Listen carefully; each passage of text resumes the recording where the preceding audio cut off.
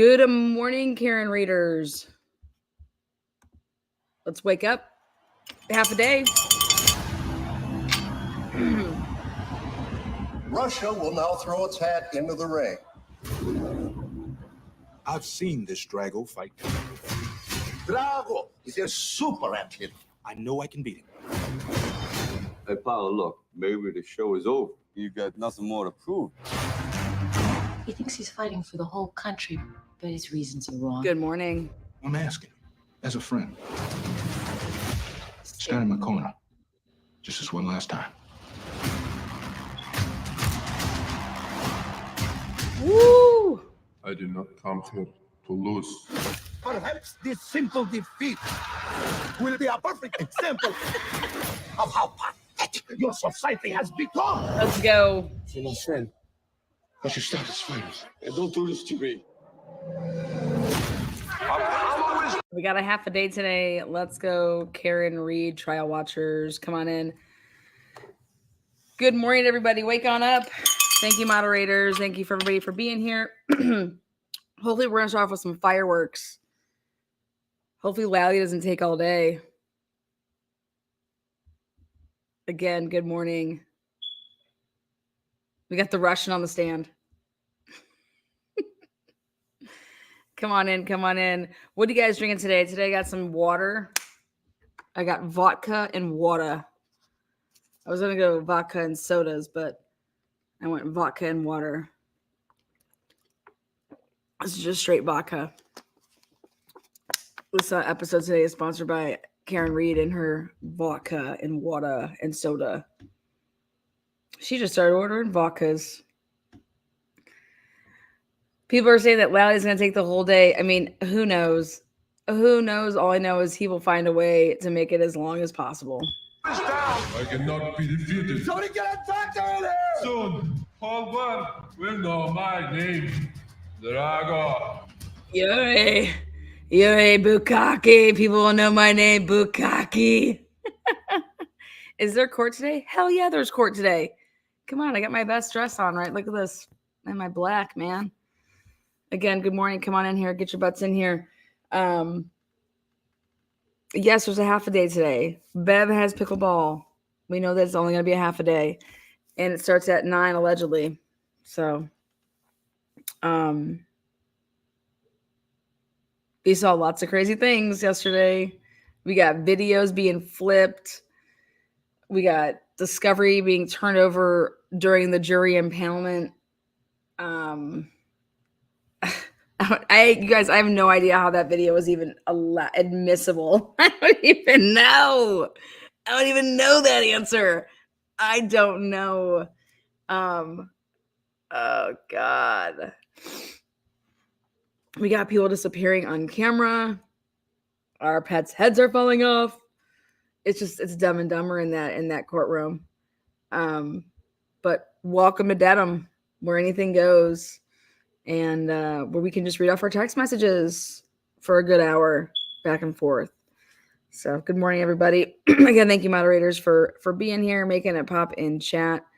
I'm just hoping that give Lally from 9:15, hopefully if Bev starts on time, till about 10:30, and then Alan Jackson goes to town after the morning break, so 10:45. That would be our dream. So again, good morning. Good morning. Drago. I let it happen. I gotta take everything he's got.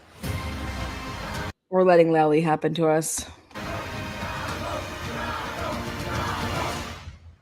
He's had one professional fight and one man is dead. It's suicide. You guys remember Rocky? Come on, who doesn't like Rocky? Get our morning pumping. Wake up, you son of a bitch. You guys know Mick, right? Oh, that poor bastard. Again, good morning. Cleaning in the house today. Yeah. More cowbell. My neighbor's dog won't stop barking. I'm like, is my neighbor dead over there? Take your damn dog out. What the fuck is going on this morning? I almost went over there. I wonder what the jury's thinking. You know, the jury gets to go home every night and they just have to like, don't talk to me. Don't talk to me. I can't look at anything. I can't see anything, right? I wonder what they're thinking right now. Like, is there a jury member that's believing any of this? You know, think about it if you're watching it and you didn't know everything that we know because we weren't following the case. So, when I'm doing wellness checks, I'm not doing a damn wellness check. I'm staying right here. How long do we think the jury's going to stay out on this one? A little bit.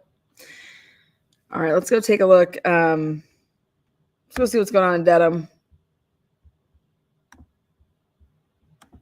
Go see Karen Reed's entrance.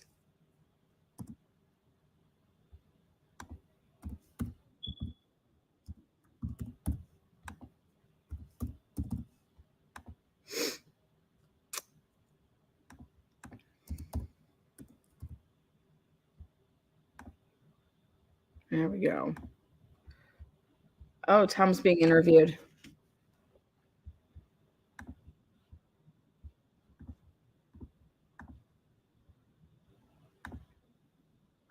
All right. Are you going into court too? Yeah.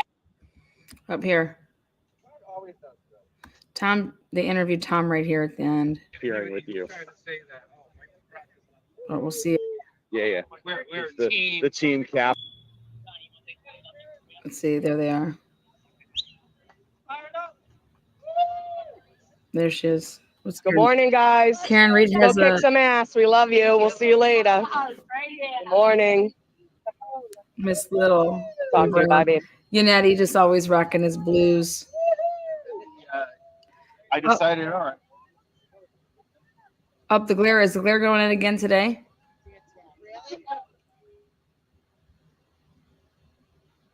The glare might be going in again today. Let's see.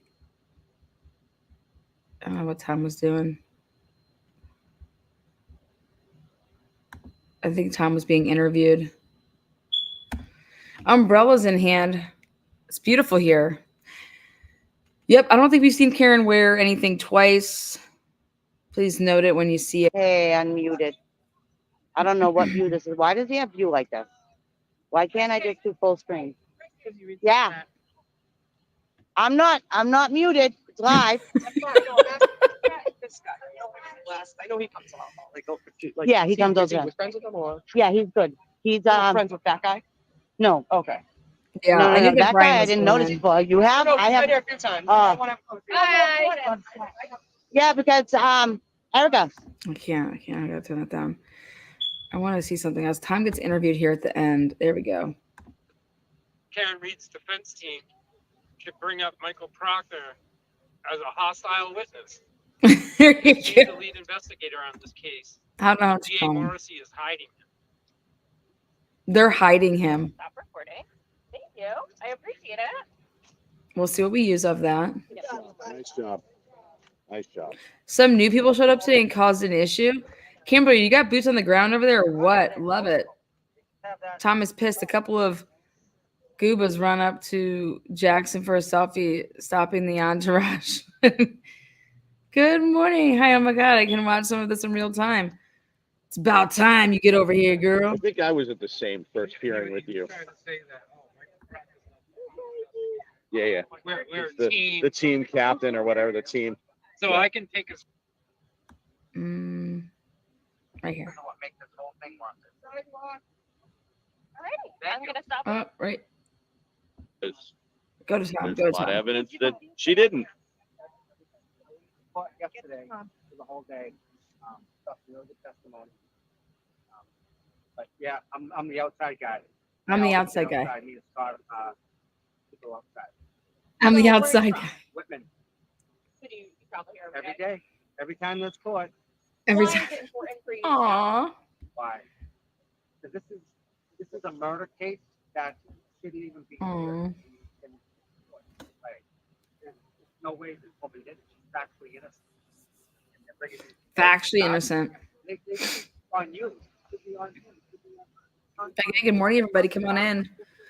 We have a half a day of court today. They're out with these charges on her. Honestly. Again, YouTube is taking over the courtroom.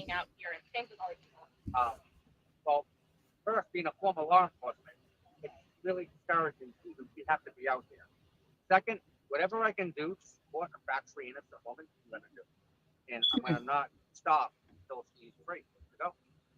So, your blog, is that your full-time job, or are you retired? Or I'm retired, and what I do is I run my blog, and people log on from all over the world to watch the outside of it. And I get Karen coming into court every day and leaving court every day, and they log in to see Karen every day. And I'm talking from around the world.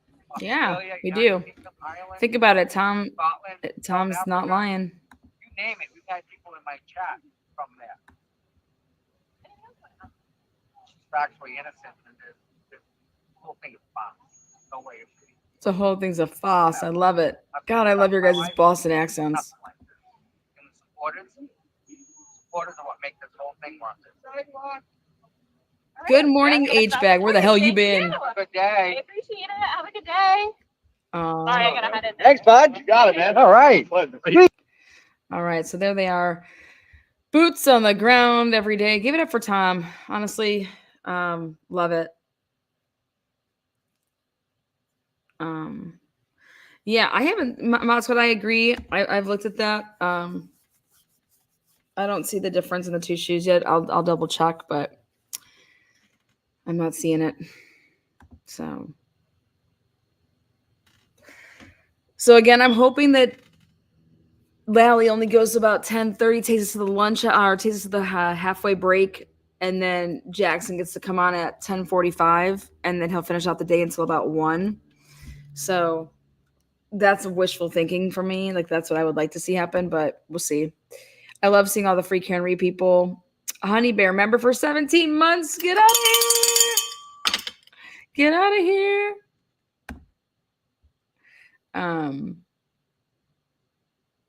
Good morning. You must be tired. Boston accent. No, as long as I'm always good as long as I get 6 to 8 hours of sleep. Always been that way. So thank you there, Honey Bear. Shake it down. Only till 12 today. Well, she better be taking this parade till 1. You know, why? Why? These half days would piss me off. But whatever.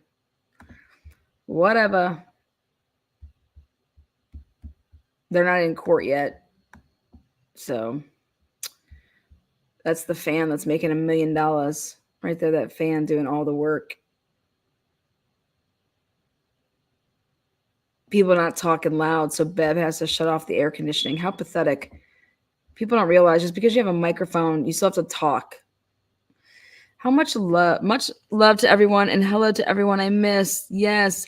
Remember for 34 months, shake that titties. Mod Squad, I know you're shaking them titties over there. Shake what your mama gave you. Whoop, whoop. We've gone through, guys. This guy is witness 55. Can I get a witness? 55. This is witness 55. And we don't got I don't even know what to say sometimes. Help us, Lana, get through Lunchbox Lally today. I'm gonna try Dan B. You know. Can you put together a list of all the family members involved with this crime and their jobs? That's insane. I could, but I did something like that a little bit ago. Similar. So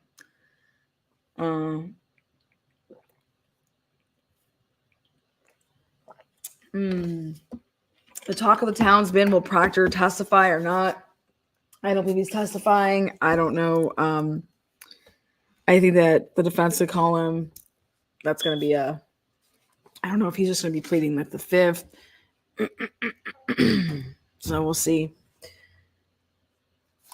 I got my 6/6/2020 for Thursday trial day 21 binder booklets. How do you get the witness list for this case? They put it out there at the beginning. So I got all this crap. Let's see what I got over here.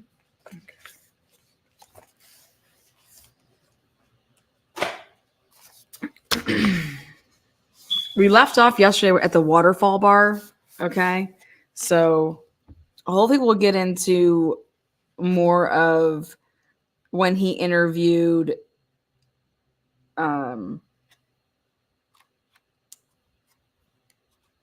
I mean, I don't know how much more he has to testify to. I don't know how he can testify to gathering any of those pieces that came after the fact. I mean, I don't know how you get away with not having Proctor testify, as these pieces were just coming up off of the lawn all those times later. I mean, I can't even believe that that's even in evidence if Proctor isn't testifying. He's the one that found the shit. I mean, I'm sorry, I just think this is wild. So, but here we go. Let's go take a look, and we'll get us in the courtroom here. It's 9:03. She'll probably say around 9:08. She tries to, as much as she can, get out here early on the days that it's only half a day. But I did a poll the other day. How many times do you think Lally has been laid since trial started? Because I'm thinking maybe if he got laid, it would like put a little pep in his step. So maybe somebody over there in Dedham could take one for the team. Again, asking for a friend. Good morning, Jen. Mod Squad, you and me both. How do you get an altered video in? This reminds me of Colorado. This reminds me of my own trial. This reminds me of my own trial. Someone's splicing up a video and, okay, yeah, that sounds great. We're going to go ahead and take that. Excuse me? Are we doing bingo? Hell yeah, we're doing bingo. We're just going to do one bingo card today, one bingo total. And so it's the first one to get, we're going to do 10 spots. We're going to call it a 10 banger. So the first one to get 10 spots anywhere on your card, it's $10 Cash App. So that's the game today because it's a half a day and it'll be broken up weird. So we're going to do it like that. Ooh. So cheers, bingo players. Get your cards on. Let's go. Get your card. Get your card. Go get your bingo. Yo, Bella. Yo, Bella, pin that shit, girl. We're going to get silly over here because we got to get through Lally. All right. So don't worry. I got my hoe on it. Yo, Ma, Meatloaf. Yo, Bella. Pin that shit, girl.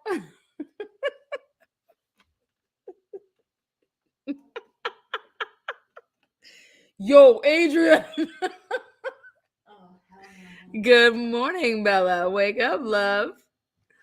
You could probably count on one hand Lally's friends. Julie and Sarah are his friends. I know that Lally sits between them and they have beverages. Okay? There is no way that Julie Nagel and Lally and Sarah Levinson have not partied together before. Talk about just a gem fest. Like, looking at each other like just this would be all of them in a room. What, if anything, did you do yesterday? What, if anything, did you do yesterday?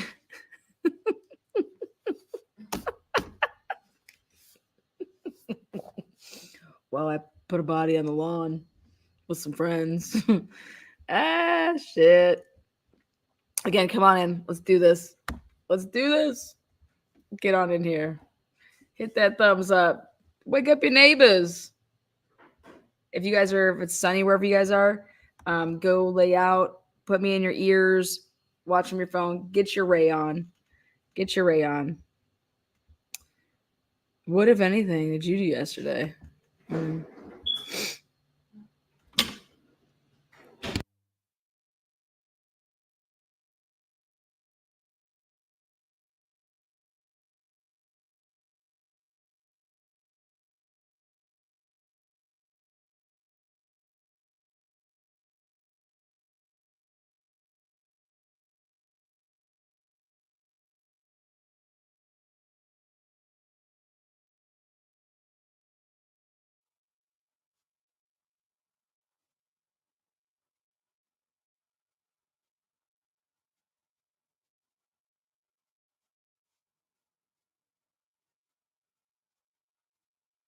All right, let's go, Bev.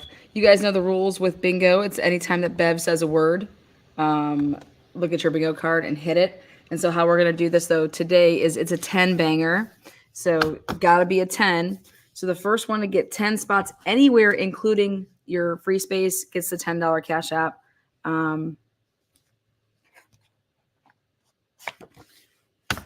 So you're going to write bingo and you're going to put your number in chat that's on your bingo card, as well as email with your cash app, and then we send it directly to you.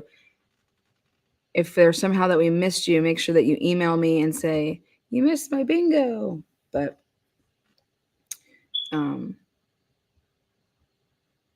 link for bingo card. Yo, Bella, did you pin that? Did you pin that? Sugar tits. What, if anything, did you do last night, Mr. Bukhenik? Is it okay if I call you Mr. Bukhenik? Thanks. Are we going to get across today? I mean, can I get a witness? Yeah, we should. What up, fam? I see you having my back everywhere. I see that shit. We see that smart IQ showing when you flexing on a motherfucker. These mofos. Woo! Wake up. Get on over here. Come on. 455 people in here. Ooh, she was 148th like. Don't be shy, guys. You can hit the dislike, but make yourself known. And shit, I can tell you this, I would not be here if I didn't like it.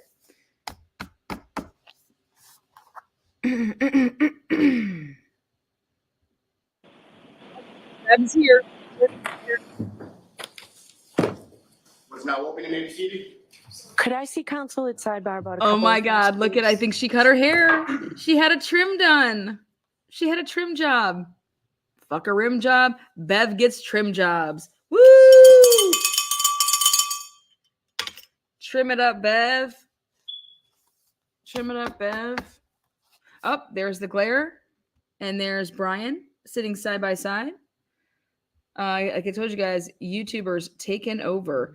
Who are the people? See where that little line is there? That little tape, black tape. I want to know who the people are to the left and why that was ever taped off like that. Are those lawyers? Like, who are those people? A little trimmy trim right there, right there, right there. Those two people right there. Who are those people? Who is who right there? Next to the read, see how they had a little tape job going on? What's going on with that? I think they're lawyers. And so did Bukhenik have to bring in his lawyers because of what's about to happen? Because of what's about to happen, like, and we thinking that Alan Jackson's going to be able to cross today, and so therefore you want your lawyer there? I mean, have you guys ever 10 spots anywhere bingo? Yes, this is a 10 banger. Bev's a 10. We are doing a 10 banger. So 10 spots anywhere. The first one to get 10 spots anywhere, including your free space, you win the $10 cash app to go buy yourself and a pretty little friend a beverage. Bev's on Bev, guy. So again, Bev had to come out the gate. Sidebar. We need to see everybody at sidebar. So,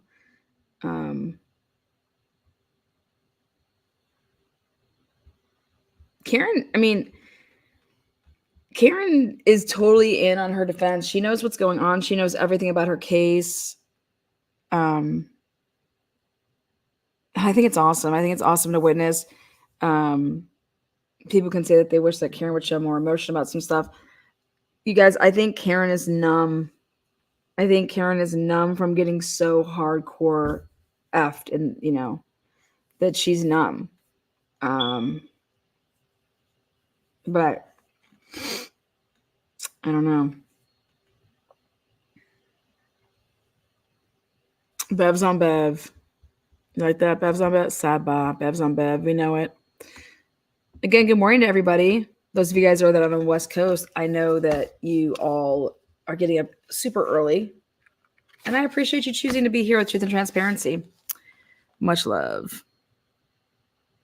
You guys, I got hella emails last night that I was going through.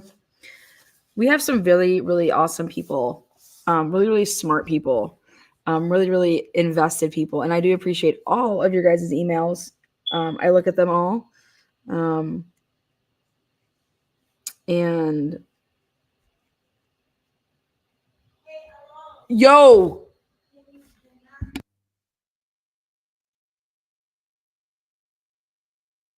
all right, here's the pin for the Bev's link. So in case you guys don't have a card, I'll get you all set up. Ooh.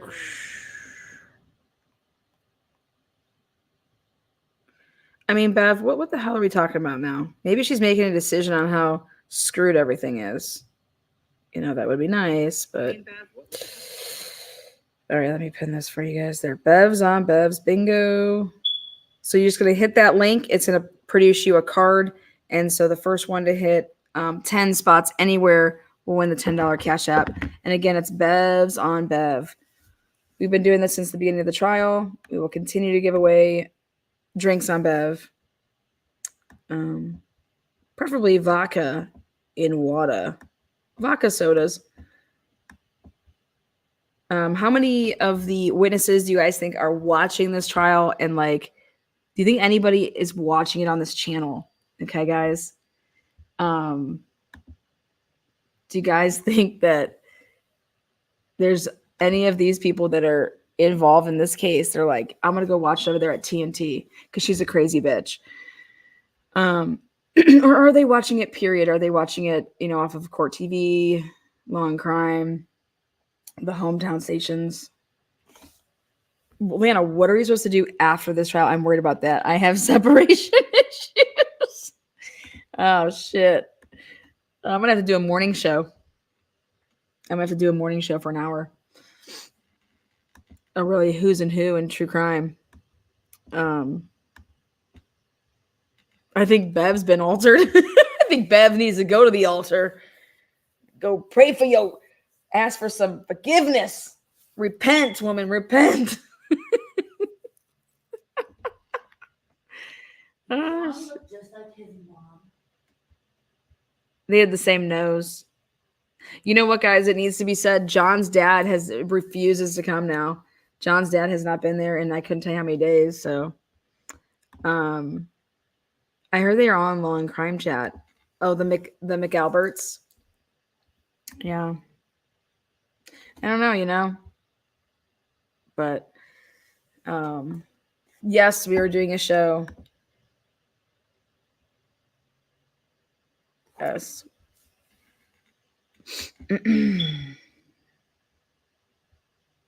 At this rate, the things that we'll wrap up right before.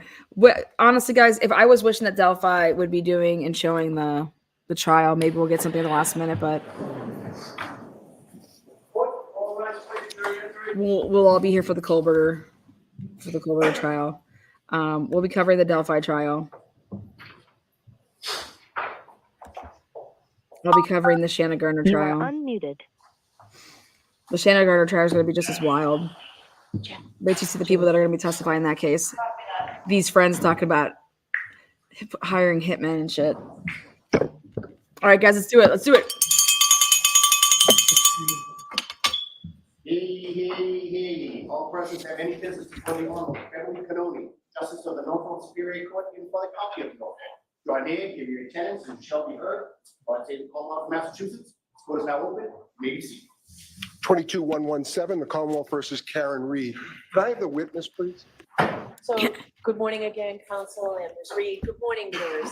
We appreciate your patience. Giving us this time actually helps streamline things for us. We appreciate that. Every day, I Bev. do have to ask you those 3 questions. Were you all able to follow the instructions and refrain from doing any independent research or investigation into this case? Were you also able to follow the instructions and refrain from discussing this case with anyone since we left yesterday? Yes. Did anyone happen to see, hear, or read anything about this case since we left yesterday? Oh, yeah. The Sally Port. Everybody answered those The questions Sally Port. appropriately. Okay, can we have Sergeant Bukhenik, please? Sergeant motherfucking Bukaki mofo. Come on down, Ivan Drago.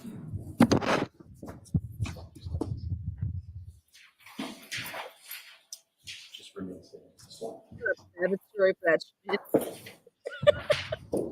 You solemnly swear the evidence you give Fucking love the case, H-bag. the truth, the whole truth, and nothing but the truth, so help you God. I do. Thank you.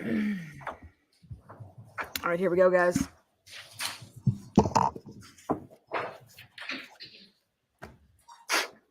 All right, Mr. Lally, whenever you're ready. Thank you, Your Honor.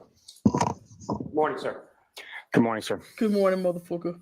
Circle back just to a couple things that from your testimony from yesterday. Going back to the video that you reviewed from both C.F. McCarthy's and the waterfall. In total, from those two videos, how many drinks did you observe the defendant consuming over her time? The video shows 9 drinks being consumed by the defendant. And that's between when she arrives at C.F. McCarthy's until the time that she leaves the waterfall, is that correct? That is correct. And if I could turn your attention to the ring video from One Meadows Avenue, Mr. O'Keefe's residence. From the videos that you observed, let me ask you first, as far as, do you know how those cameras work as far as when they turn on and when they turn off? My understanding is that ring surveillance video is triggered to be recorded through motion. So if the camera detects motion, which is constantly live monitoring, and motion is detected, then that video is captured to a cloud-based system that retains that footage. And from your review of those videos, what kind of motion would set those off? Like what kind of things would be recorded from the driveway? Be activity in the driveway, such as a person walking through, bird landing, a vehicle pulling in, individuals, moving around in the driveway, and so forth. The search warrant that was applied for was any and all videos between January 24th and January 30th, correct? For one of the search warrants, that's correct, yes. And with respect to that time frame, There are what, if multiple. any activity based on information that you had received was not available or was not shown on those ring videos? The data returned had video that would have been captured from the defendant arriving home after midnight on the 29th, after she dropped Mr. O'Keefe off at 34 Fairview Road. That video was not present in the data that was returned from Ring. There was, what, if any, other video in addition to that one was not present? there was also video missing from the defendant showing Ms. McCabe and Ms. Roberts the damage to her right rear taillight. It never happened. And what, if any, follow-up or what, if any, inquiry was then done with regard to Ring as far as those types of videos or deletion, or how those videos could not be present? Correspondence with Ring produced information that Sustain. Let me ask this first, was there follow-up with Ring in regards to those videos? yes, there was. And was there ever anything produced with regards to those videos or those timeframes from Ring? No, there was not. If I could turn your attention over to your time in Dayton, just in reference to subsequent to that later on, what, if anything, did you receive, or what, if anything, did you request? What, if anything, did you receive from the Dayton police in regard to January 29, 2020? I communicated with the Dayton Police Department requesting documentation from their officers' calls for service at our request, and log notes, logs from their dispatching center, as well as any reports that would document their activity if such reports existed. And did you, what, if any, information did you receive in relation? I received a log note or log printout from their CAD system, and I received a report authored by Officer Barrows. And did you also receive any 911 calls? Yes. And who was the party as far as the 911 caller in regard to those 911 calls that you received? It was Mr. Reed. And again, just for clarity purposes, that's the defendant's father, is that correct? That is correct. And that's from the morning of January 29th, is that also correct? Correct. Now, sir, if I could turn your attention to February 3rd, 2022. At some point that morning, where did you go? During the morning hours of February 3rd, we plan to meet at 34 Fairview Road. Myself, Trooper Proctor, and Trooper DeChico arrived at that location in order to conduct a secondary search of the area as the temperatures were turning and the snow was melting naturally. We decided to do another search for articles that were now, we realized and learned, were missing and could be of evidentiary value and aid in the, in the investigation. And with respect to going to 34 Fairview Road, what, if any, tools or what, if anything, did you bring with you, you and the other troopers, in regard to conducting that secondary? Tools. I requested the troopers bring shovels, rakes, anything like gardening items that would help them to dig through the snow and locate any missing items. And as far as the temperature change that you're talking about, how precipitous a change are we talking about? The temperatures went above freezing, so the snow did begin to melt, and it was significantly warmer compared to the 18 degrees the night of the incident. Now, you mentioned items of evidentiary value that you had learned of and were looking for. What, if any, clothing items, Mr. O'Keefe, were you looking for specifically on February 3rd? We were specifically looking for Mr. O'Keefe's baseball cap. And You needed a rake? You needed a rake to do that? Chico, who, if anyone else, did you notify? Who, if anyone, from any other unit within the state police responded that day as well? We requested the assistance of the Crime Scene Services section of the Massachusetts State Police, and Trooper Evan Brent showed up to assist us with documentation of the location and the evidence that we were hopefully going to find. And from those, Trooper Brent arrived and took photographs, is that correct? That's correct. And when was it that Trooper Brent arrived in relation to your arrival? I believe he was already present when we pulled up, but I'm not sure to his exact time of arrival. And with regard to that day, what, if anything, There in you general are. terms, what, if anything, were I you was able looking to for locate, you. and where was it, generally speaking? We located Mr. O'Keefe's baseball hat. We located a drinking straw from a cocktail glass. We located items of plastic, colored plastic, and other shards of colored plastic at the location. All those items were located on the grass portion of the yard near the flagpole at 34 Fairview Road. And Your Honor, may I approach? Yes. There's no way that hat was there at the flagpole up there. Get the fuck out of here. Who do you think we are? Who do you think? What the hell are you talking about? On February 3rd. February 3rd. Big old circle jerk over there with Brian May I have a moment? Albert as the bukkake laying on the ground, just taking it all. Sick fucks. A hat. Come on. A hat's so noticeable. And Sergeant, I'm going to show you a series of photos, but I'm going to break this up a little bit. So, Mr. Lally, with your back to the jurors and the air conditioning on, I'm sure they can't hear you. My apologies. So, sir, what I'm going to do is I'm going to show you some photographs, a series of them, but I'm going to break them up a little bit just to make it, okay, sir, hopefully quicker. Make it hopefully quicker. Why? Because somebody got on your ass. Did Bev get up in that ass? Good morning, everybody. Welcome to the transparency. We are so reserved here. Sir, first I'm going to show you 10 photographs. Ask if you could review those, look up when you're finished.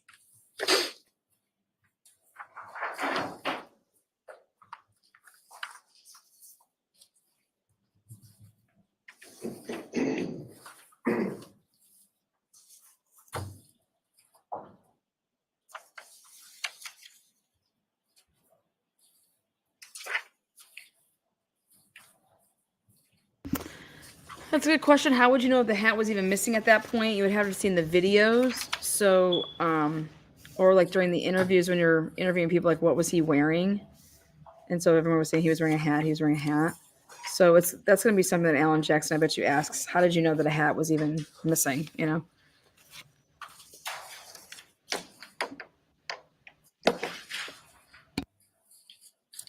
Thank you. Do you recognize those, sir? Yes, I do. And what do you recognize those to be? Those are photographs documented the items located at 34 Fairview Road on the grass as the snow receded through the melting temperatures that were revealed to be positioned in the grass. And what's contained in those photographs, is that a fair and accurate portrayal of what you observed on the front lawn area of 34 Fairview Road on February 3rd? Yes, it is. Your Honor, may I approach? Yes. Publish that shit, bitch. Publish that. Any objection, Mr. Jackson? No objection. No. Okay, so yeah, he found shards from the glass. He found the straw on the 3rd.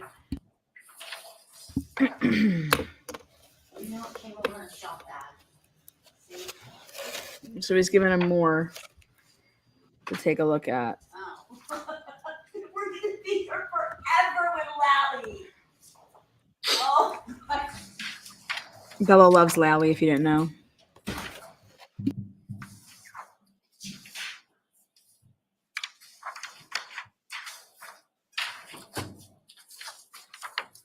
So you have pictures of all of this, but you have no pictures from when you put the car in a Sally port. Get out of here, man. I saw somebody taking the pictures. You did have the pictures. You just never produced them. Okay?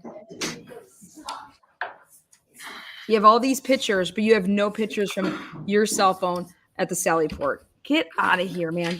Get out of here. Like, if anybody on the jury, somebody better talk. And I want to know if any juror holds out saying that Karen Reed's guilty, because they are dumb. And I want you to point out the dumb people, because you don't need to be hanging out with dumb people. You can, folks out there don't need to be hanging out with no dummies.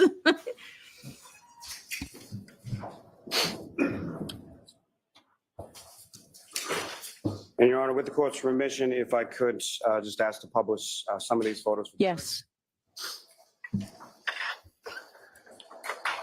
Just one moment, Your Honor. Sure.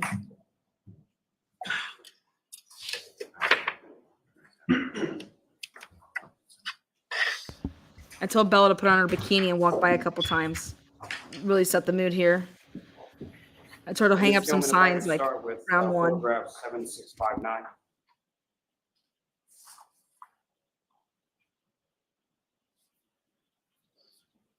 And Sergeant, do you recognize what's up on the screen and what's now been marked as Exhibit 468? I do. And if you could, just for orientation purposes, describe to the jury your whereabouts in relation to 34 Fairview Road. We are in this picture. As standing on the street of Fairview Road, we're looking at the left side of the yard. In the top right corner, you can tell that there is a flagpole depicted in that photograph and a telephone switch box that's open on the left side, which is on the border of 34 Fairview Road. And if I can ask from this photograph, if you know, grass that's visible on the front lawn area of 34 Fairview Road, is that from a natural melting process, or is that from some tools that you and the other troopers brought to assist you in your secondary search? The reason that grass is exposed is due to processing of the scene and having the snow being moved away from the location, and then natural melting process taking place on top of it. As you can tell, other portions of the yard is covered in snow, and the snow has not, the grass has not revealed itself just yet. Look at those now, spots as far right as there. the photographs of various items that were located on this date, February 3rd, the photographs that were taken, were they taken as they lay, or were they touched or manipulated in any way prior to the photograph being taken? The items photographed were discovered as soon as we realized what is being discovered through the digging and excavation process.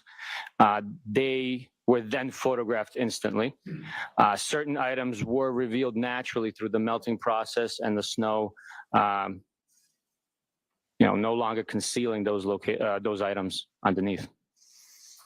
Thank you. Ms. Gilman, can I have photograph 7666?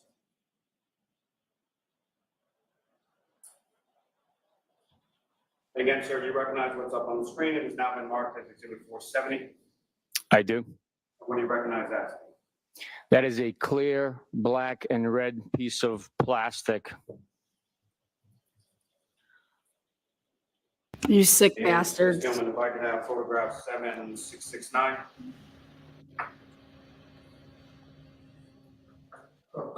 And Sergeant, do you recognize what's now on the screen as Exhibit 473? Yes, that is another piece of plastic. And sort of towards the top middle of the screen, do you recognize what that is?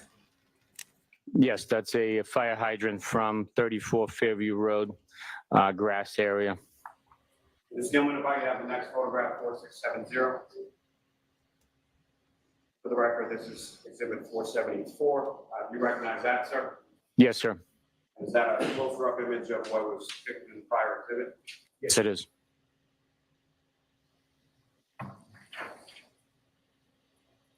And Ms. Gilman, if I could have photograph 7672.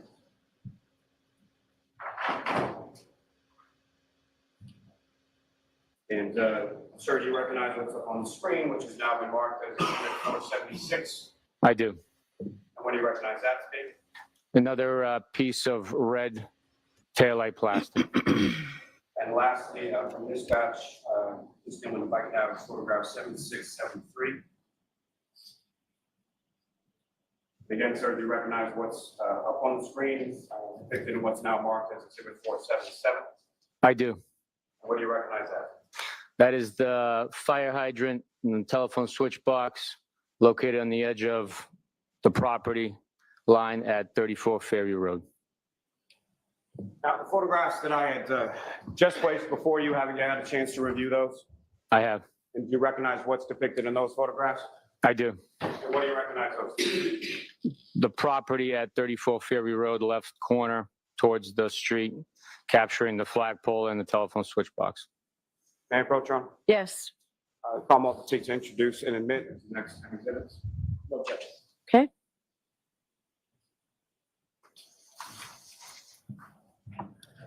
Woo, Shirley baby. Woo, Sagan baby. Miss Lilac, buying mad people go green. Jackie Young. Woo. Thank you guys.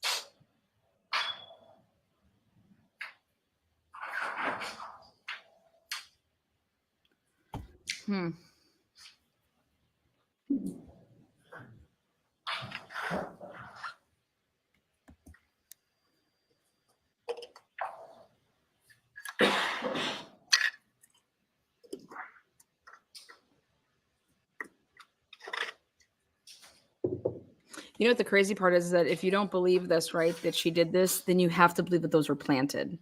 You know what I'm saying? There's no alternative. It's either Karen Reed hit him, right? Or it was planted. That's the craziest part about it. There is no other scenario. Those are the only two scenarios in this case. So either these police officers truly found this shit or it was planted. Thank you. Think about that. There's no other. That's it. It's black and white. It's one or the Your other. Honor, with the court's permission, if I could publish a few of the photos from this set. Okay. And that's just wild.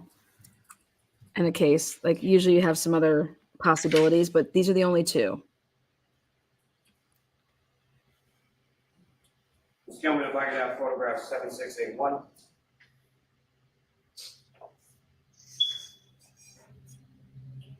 Sergeant, do you recognize what's up on the screen? It has now been marked as Exhibit 481. I do. If you could describe to the jury what's depicted in this photograph. A red piece of plastic. Ms. Gilman, if I could have the next one, 760. Can you use the pointer to show us where that is, please? Thank you. Thank you. Thank you, Bev. Use your fucking All right, mouth. thank you. Something other than bullshit. Ms. Gilman, 7682. And Sergeant, do you recognize what's depicted on the screen and has now been marked as Exhibit 482? I do. You know, I'm going to see counsel at sidebar for just a minute, please.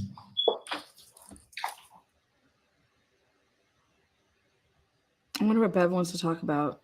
I wonder what Bev's upset about. What do you think Bev's upset about? What the fuck, Beverly? I mean, I'm trying to give you some grace at times, you know, especially when I think your hair is looking better than other days. I just love it. But like, what do you need to talk to them about? About the fact that he's going to sit here and go through every single piece? You know, like,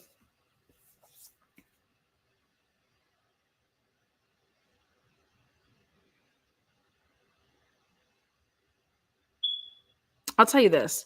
Once you would have found one piece, guys, you wouldn't have stopped searching. You would have kept going. Okay? You would have kept going. You would have kept, and you would have found the bigger pieces first.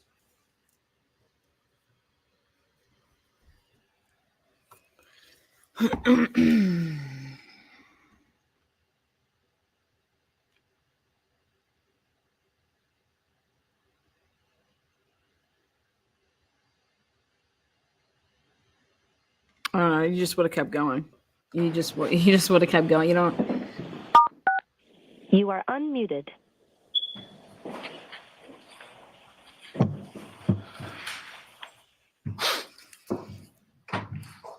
I'm sorry, Ms. Gilman, 7682. So I would love to know what they talked about right there, because what does she have to talk to them about? He's Sorry, going do you back to the same recognize thing. what's up on the screen is Exhibit 482. I do. What do you recognize that to be? A red piece of plastic. That's the same piece of plastic, the close-up image from the prior exhibit. Yes, it is. And Ms. Gilman, if I could have photograph 7684. Every piece is fluffed. Look at, Sorry, nothing do you is recognize embedded. what's up on Nothing the is screen? covered a That's little marked bit. Exhibit 484. Everything is I just do. there on top of everything. A white clear piece of plastic and a red piece of plastic. And lastly, from this, sir, Ms. Gilman, if I could have 7687. So Why didn't again, you recognize what's up on the screen? It's now been marked Look at all as that. 487. Just on top. I do. Fluffed. Now, Sergeant, with Fluffed. reference to the photos before you, have you had a chance to review that set of 10 as well? Not this one yet, not yet. If you could, please. Why didn't they use a recorder, a camcorder? Okay, before you go into something, you'd start it, you'd have your dash cam out, right? Where's all these dash cams at? Okay. Seeing you get out of the vehicle and seeing what you're doing. Why wouldn't you use your own phone to record it when you get out of a car? You know what I mean? Why is there nothing recorded as far as any interview is not And Sergeant, recorded? do you recognize what's depicted in those photographs? I do. What do you recognize those to be? Items that were located in the street, being the black cocktail drinking straw, and then black pieces of plastic, molding plastic, and clear pieces and molding from taillight. Mayor Pro Tem, Yes. almost 60 minutes and minutes the next time. Any objection, Mr. Jackson? None, Your Honor.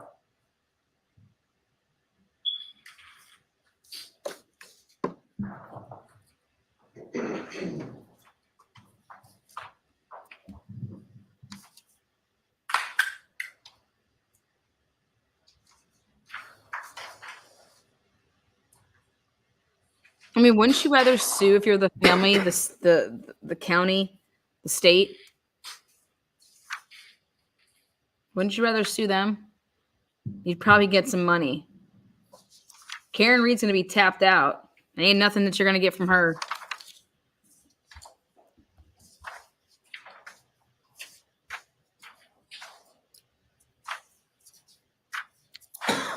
I personally believe if Karen Reed's found innocent, not guilty, acquitted, these people are still going to think that she did it. That's my take. Okay. Thank you. And Your Honor, that's, with the court's permission, if I could display some of these photographs of the jury. and they're going to be living with that the rest of their lives, which that's going to suck for them because. Ms. Gilman, if I could have 7688.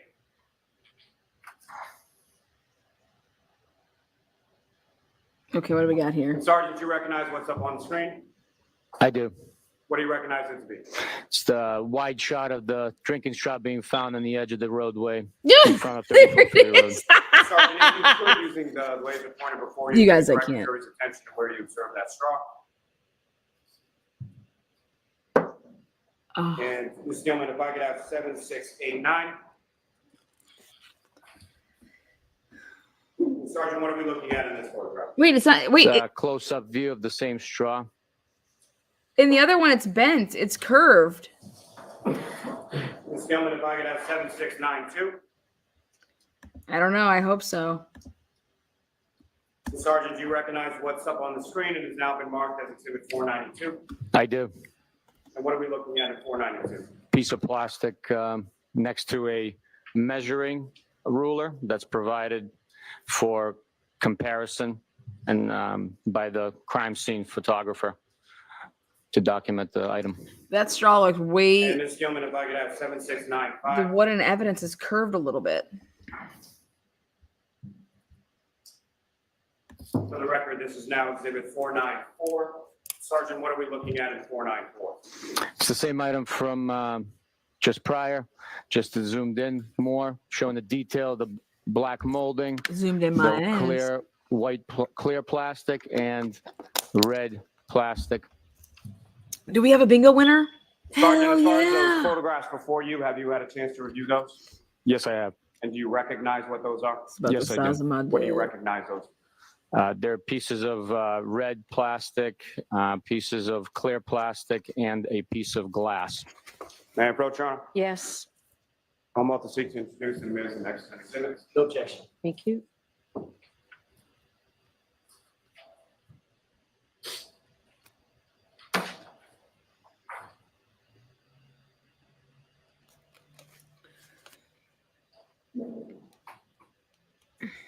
Again, guys, I question the order of all of this because I don't understand why the lab went first. I don't understand why the lab people went first. It doesn't make any sense because you're going to get to that part. You're going to, the jurors would better be able to understand better why the lab didn't get stuff till this date and things like that. Like, what the fuck order is this man doing? Not everybody has Lana brains. And I think that those are centimeters. Okay. That ruler is centimeters that's up. It's not inches, right?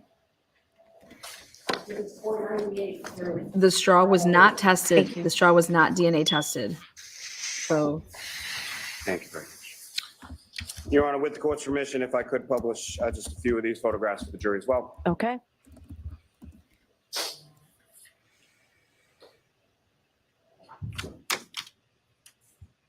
And Ms. Gilman, if I could have photograph 7700.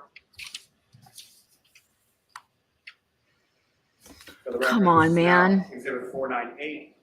Sergeant, if you could describe to the jury what we're looking at here.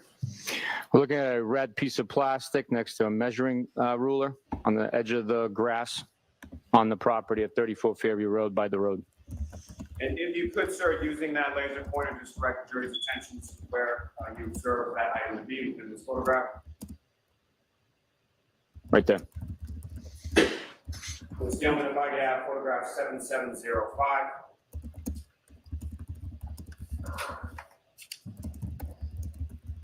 And for the record, this is Exhibit 502. And Sergeant, if you could, again, describe to the jury what, if anything, of significance you noted there. It's a shard of red plastic next to a measuring ruler. Ms. Gilman, if I could have photograph 7708. look at that shit. I get out of This here. is now Exhibit 504. Again, Sergeant, if you could, using the laser pointer, direct the jury's attention to what, if anything. What's the thing to the left of it? There is a black piece of plastic molding next to a measuring ruler.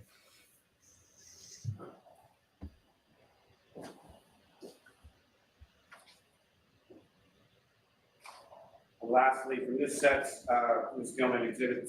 Exactly. Photo number 7712. Don't worry, guys. It's just getting started. Again, All they're for doing record, is this going is through Exhibit the 508. pieces he Again, found. Sergeant, if you could, using the laser pointer, direct the jury's attention to what, if anything, else significant you noted. A clear piece of plastic next to a measuring ruler. That's found on the grass area as well, is that correct? That is correct. Now, Sergeant, with reference to that new set of photos before you, have you had a chance to review those? Yes, I have. And do you recognize what's contained within those photographs? Yes, I do. And what do you recognize that those photographs to contain?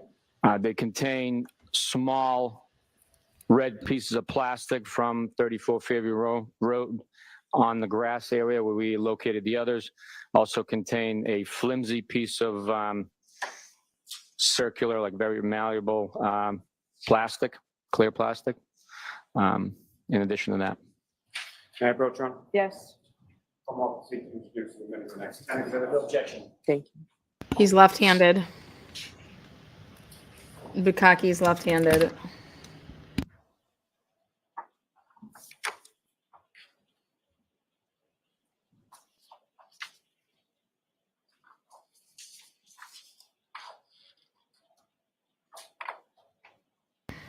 What should I order for lunch today, guys?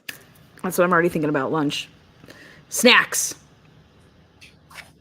Look at that courtroom. Bored to tears. Guys, there's so many YouTubers in that room right now. I think it's great. I think it's great.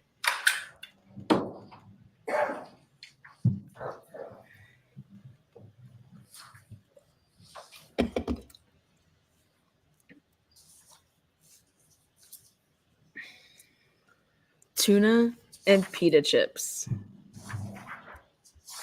Snacks.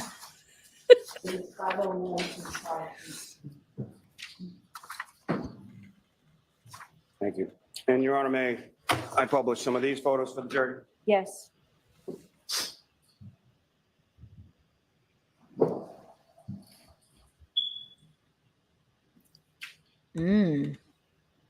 Lana, you're like my kid. He wakes up and asks me what's for dinner. Photograph 7715.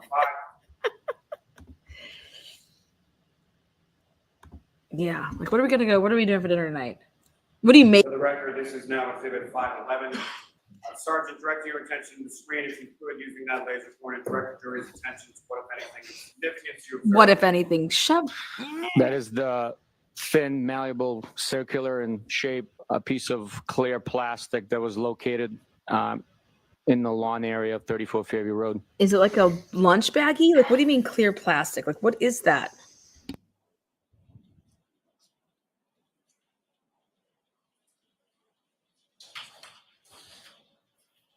Now, lastly, Sergeant, there's that set of photos that I just placed before you. Have you had a chance to review those? Yes, I have. And do you recognize what's depicted in those photographs? Yes, I do. And what do you recognize those to be?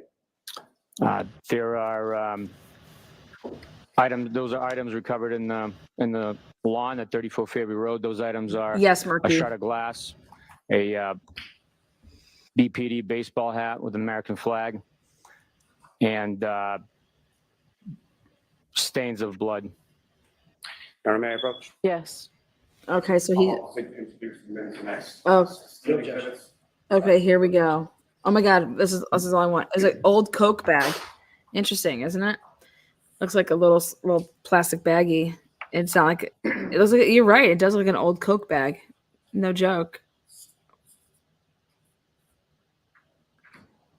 I wonder if they checked it for cocaine residue. Cocaine residue. Man, is that even a thing? No idea. You guys, somebody's trying to get into my Amazon account. I think it's hilarious. And I just get notifications that someone's trying to get on my Amazon. I'm like, yeah, try to guess that fucking passcode. Good luck, Chuck. The shit I name my passwords now. You would die. You'd die. It's like, Bev fucked me in the ass hard. 6943221. Well, here's Bukhenik. Let me see that bag. Yeah, definitely cocaine in there.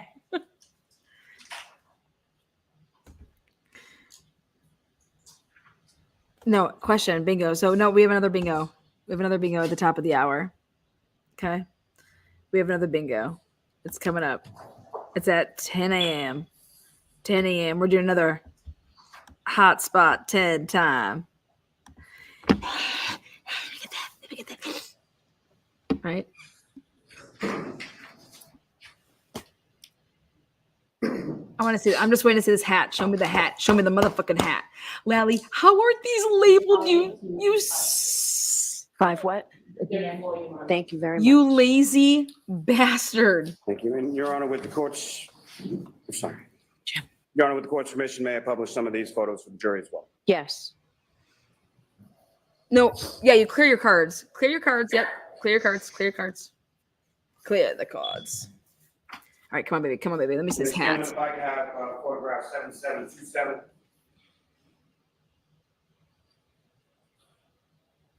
For the record, this is now exhibit 520.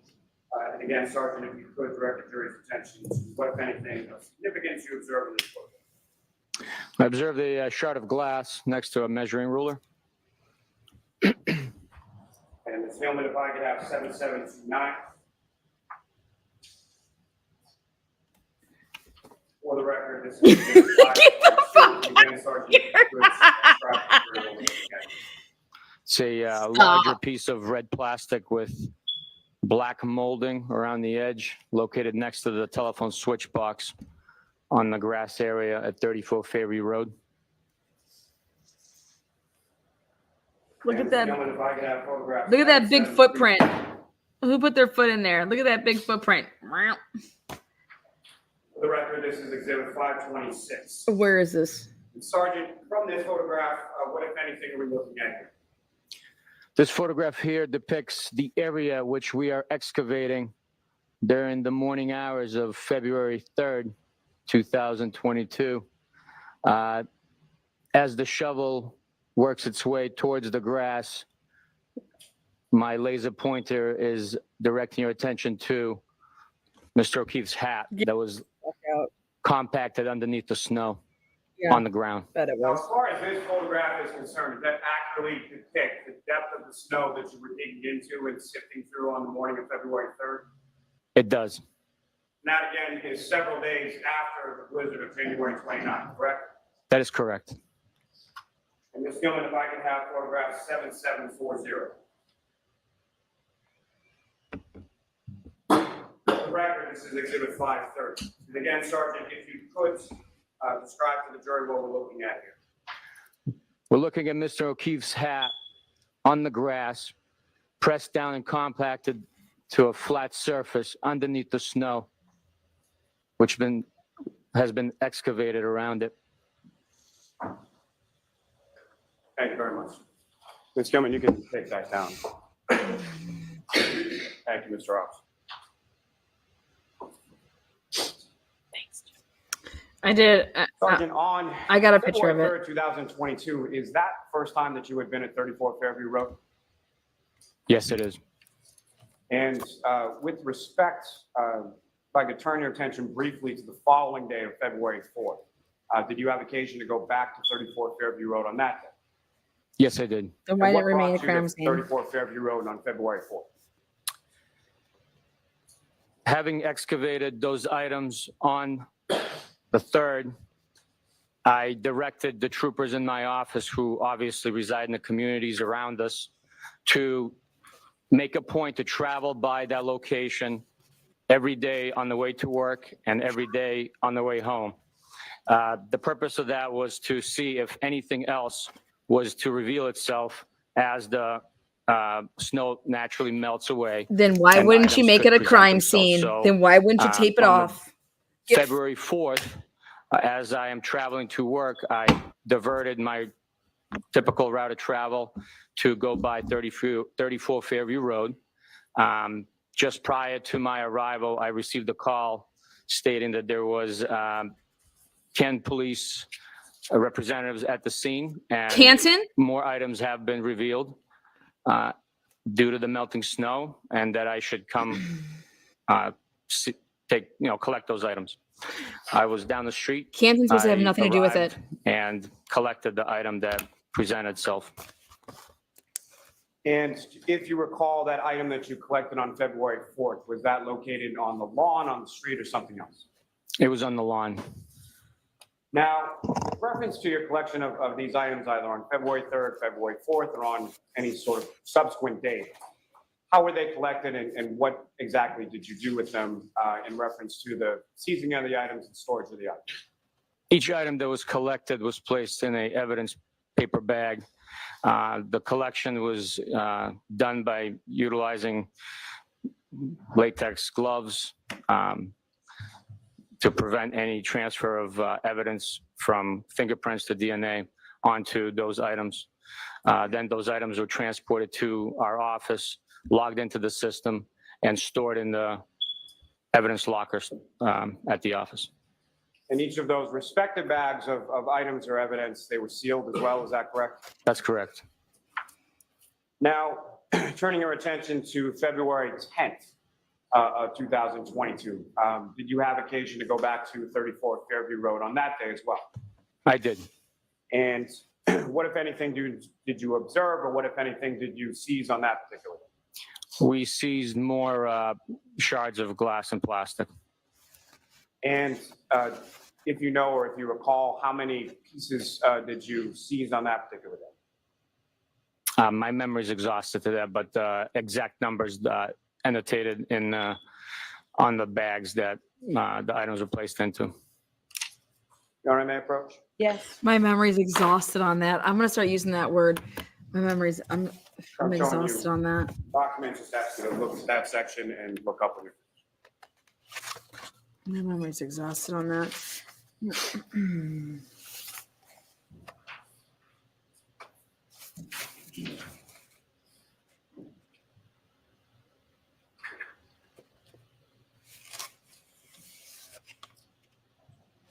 Honor, may I approach? Yes. Sergeant, is your memory refreshed as to how many items or what the items were that you recovered on February 10th? Yes, it is. And what were those items and how many, sir? There was 6 items of clear red and black plastic and 14 items of plastic and glass. Now, in addition to the dates that you were present at 34 Fairview Road and recovered items, them being February 3rd, February 4th, and February 10th, were there other dates that you're aware of that items were recovered by troopers that you supervised? Yes. And if you recall, what were those dates? The dates were January 29th, February 11th, and February 18th. Were there items recovered on February 8th as well? Yes.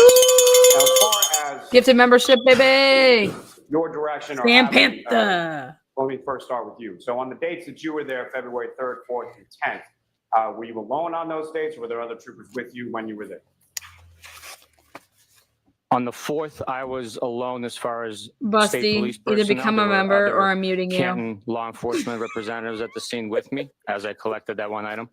On the other days, I was accompanied by other troopers. And as far as you know, obviously not being present, but from your supervision of these troopers, were there other occasions where individuals were at 34 Fairview Road? Were they alone or were they with a group of troopers? Objection. Sustained.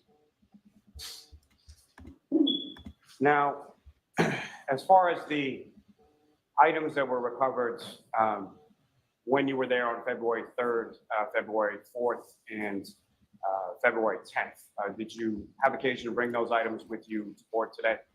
Yes, I did. And Your Honor, may I approach? Yes. Oh, fuck us all. These are the items from February 4th to February So I'm 10th. you with a box. First, just Oh, ask if you recognize that box. I do. And what do you recognize that? It's the box storing items logged into evidence as they relate to this case. Okay, notice And, how Your Honor, with court's permission, may the they have sergeant yellow. open the box. Yes. I pay attention to which ones have yellow. Oh, for fuck's sake. Lana, wake up, girl. Now, First Sergeant, with regard to the items as far as plastic and or glass that you recovered from 34 Fairview Road on February 3rd, if you could locate those items.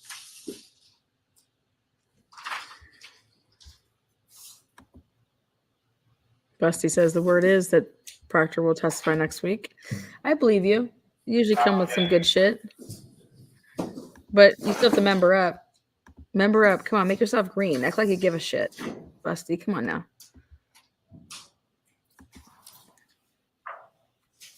Oh, here we go.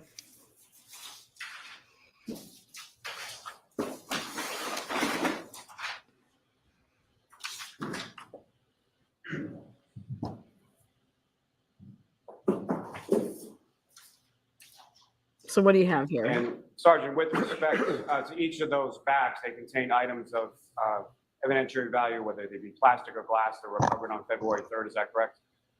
That's correct. And I'm sorry, how many bags in total do you have there before you? I have 3 bags, 2 containing broken glass and plastic, and a stirring straw, broken red plastic and clear plastic, and a bag containing 1 black Boston Police Department hat. Your Honor, the Commonwealth will seek to introduce in minutes the next 3 exhibits. No objection. Okay.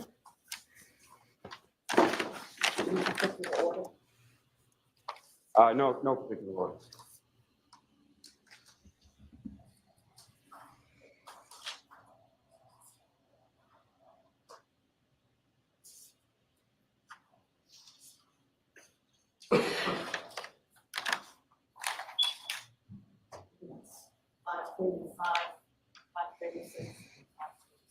Thank you. Your Honor, with respect to what's now been marked as Exhibit 537, with the court's permission, may the sergeant remove that item, the hat, from the bag and display for the jury. Yes.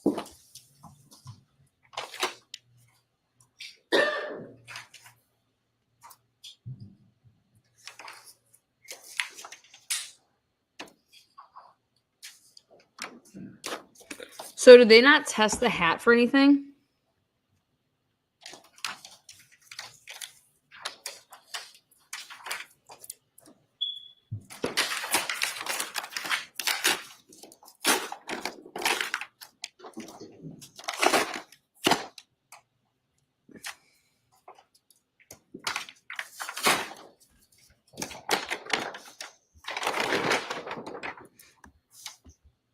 Oh, Canadian true crime buff, making people turn green.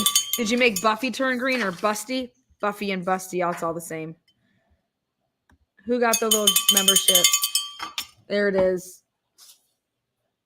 There it is. Now, did you test that motherfucker or what? Thank you, sir. You can place that back in the bag.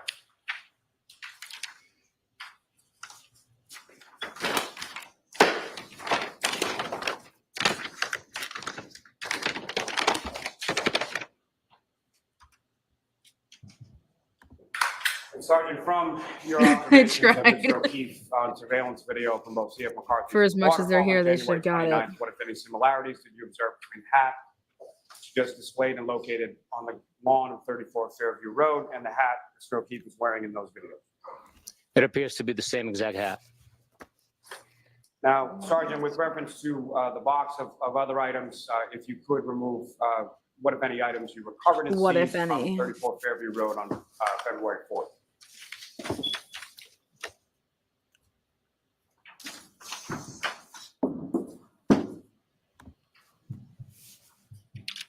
And again, sir, just for the record, what's contained within that bag from February 4th?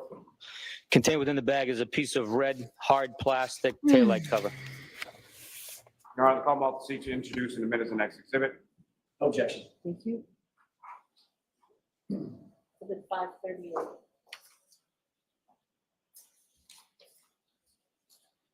And lastly, Sergeant, with regard to the box, if you could remove the items that you seized from February 10th, 2020.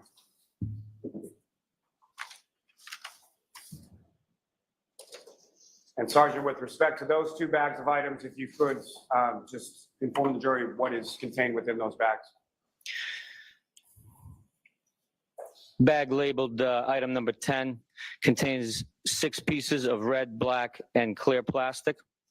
Bag labeled number 11 is containing 14 pieces of glass and plastic fragments. Thank you, Sergeant. Your Honor, the Commonwealth seeks to introduce and admit as the next 2 exhibits. Any objection, Mr. Jackson? That's right. No, Your Honor. Thank you.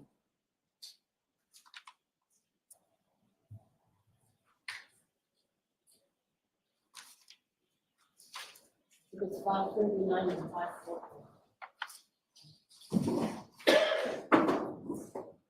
I'm sorry, was that 5:39 and 5:40? Yes. Thank you, sir.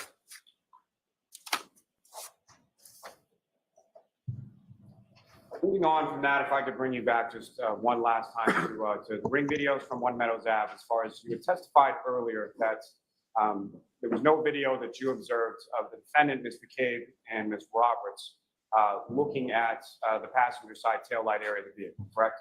That's correct. Was there any video of the defendant, Ms. McCabe, and Ms. Roberts actually leaving from One Meadows Ave on that morning of January 29th? There was not. Now, as far as the videos that were not there, as far as the defendant, Ms. McCabe, Ms. Roberts leaving, the next video depicted Mr. Camerano arriving at the residence to pick up Ms. Furbush, correct?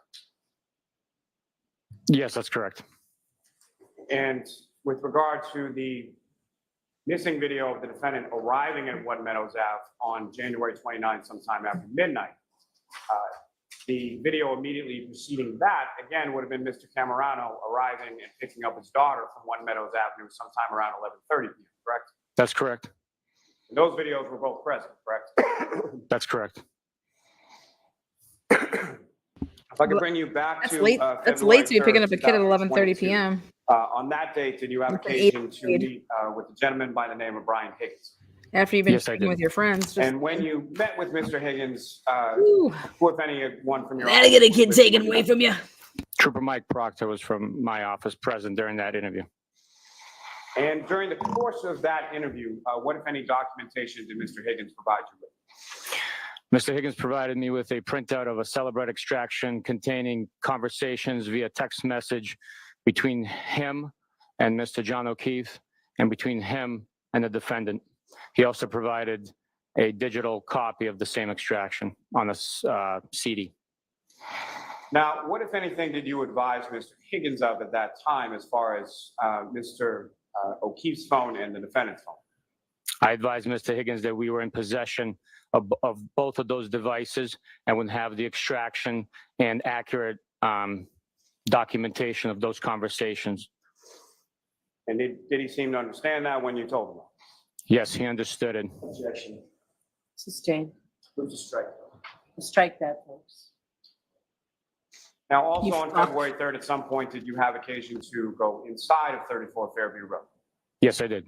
And who, if anyone, did you interview inside of 34 Fairview Road on that day? I interviewed Mrs. No. Albert. That would be, just for the record, Nicole Albert, is that correct? That's correct. And who, if anyone, was present with you during that interview of Nicole Albert? It was Trooper Mike Proctor was present with me.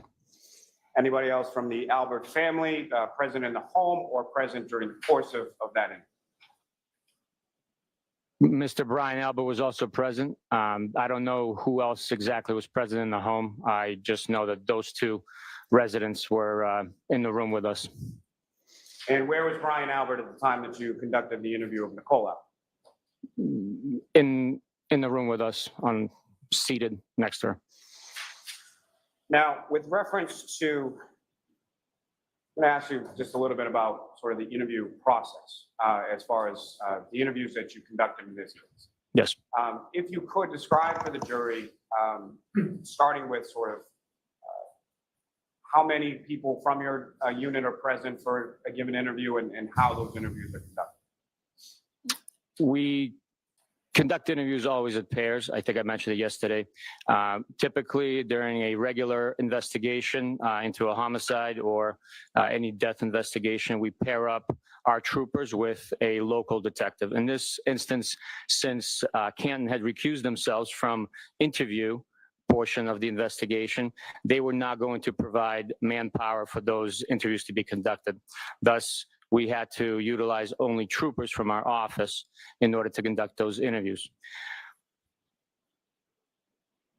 And typically, obviously not perfect, but as far as the interviews that you were present for, about how long a period of time, generally speaking, were the interviews that you conducted in this case? From my experience, I have learned that to fully communicate a course of recollection of events that an individual observes, experiences, or is aware of, and understand every detail of that experience, it would take approximately 45 minutes at a minimum to conduct a full interview with a witness in detail. Now, sir, if I could turn your attention to June 9th of 2022. On that date, at some point, did you have occasion to meet with the defendant? Yes, I did. And at some point during that meeting, did you have conversation with the defendant? Yes, I did. And was that conversation, or at least portions of it, memorialized in any way? Yes, it was. Your Honor, may I approach? Yes.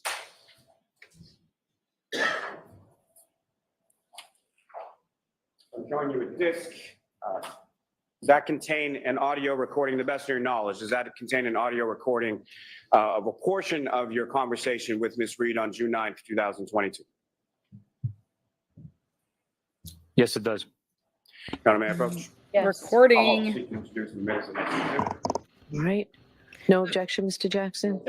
All right, folks, before we play this, again, please be mindful of the instruction from yesterday. So you're about to hear statements allegedly made by the defendant, allegedly concerning the crimes with which she's charged in this case. Before you can consider any such statement as evidence, the Commonwealth must prove to you beyond a reasonable doubt that the defendant made the statement she's alleged to have made and that she made it voluntarily, freely, and rationally. In determining whether the statement made by the defendant was voluntary or not, you may consider all the surrounding circumstances. These include when and where the statement was made, the nature of any conversations with the police or any questioning by the police, the defendant's physical and mental condition, including her intelligence, age, education, experience, and personality. Your decision does not turn upon any one factor, and you must consider the totality of the surrounding circumstances. With the court's permission, may we publish that for the jury at this time? Yes, do you want to turn off the air conditioning? Is this very short, right? It is very short, and if we could, please, yes. It's very short. She's probably like, yeah, I want a lawyer.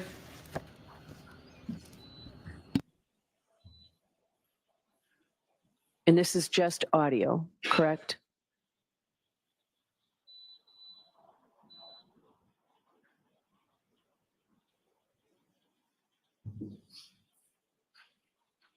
Okay, you're aware that you speed up the during conference. We're all on the same joke, right? My tail is correct and John was pulverized. Thank you. Sergeant, on hearing that statement from the defendant, what was your reaction? Objection. Sustained. On hearing that statement, what, if anything, did you do? I advised the defendant not to further speak. Objection. I'll allow that. Now, at some point over the course of your investigation, were you made aware of forensic findings relating to the defendant's tail? Yes, I was. And specifically DNA findings? Yes. And specifically that there were... Objection. Sustained. Yes, you can turn the air conditioning. Lally wants to ask people that have nothing to do with shit questions like DNA. He has nothing to do with DNA. Okay? Look at Karen's looking at the jurors to see how, I mean, she's sizing them up. She's sizing them up.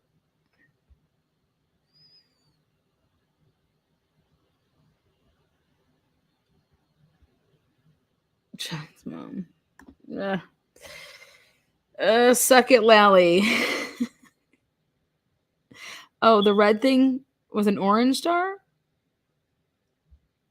The red thing with an orange heart. There's one that's a siren, so when you hear the sirens go off, and then there's one that turns the lights on and off. So if we were ever turning the lights on and off, then you would be able to hit that one.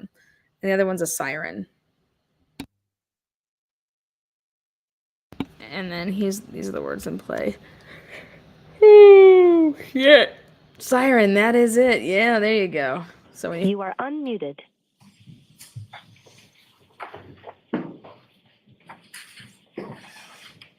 I'm back. Have one moment. Yes.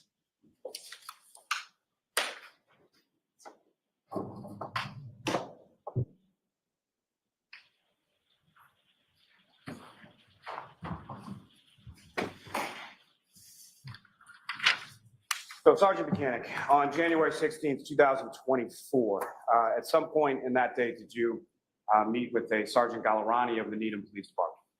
I did. And who, if anyone else, well, let me ask you this. As far as any other troopers from your office, who, if anyone else, was there with yourself and Sergeant Gallerani? Trooper Mike Proctor. And what was the purpose of your meeting with Sergeant Gallerani, Trooper Proctor, on that morning? Collection of our DNA. And was that something that you did voluntarily? Yes. And how was it that the sergeant collected your DNA? Through a buccal swab. And were you present when Trooper Proctor submitted to a buccal swab as well? Yes, I was. And then as far as the swabbings that were taken from both yourself and Trooper Proctor, were those logged into evidence by you, or did Sergeant Gallerani take them with him when he left? Sergeant Gallerani took him with it when he left.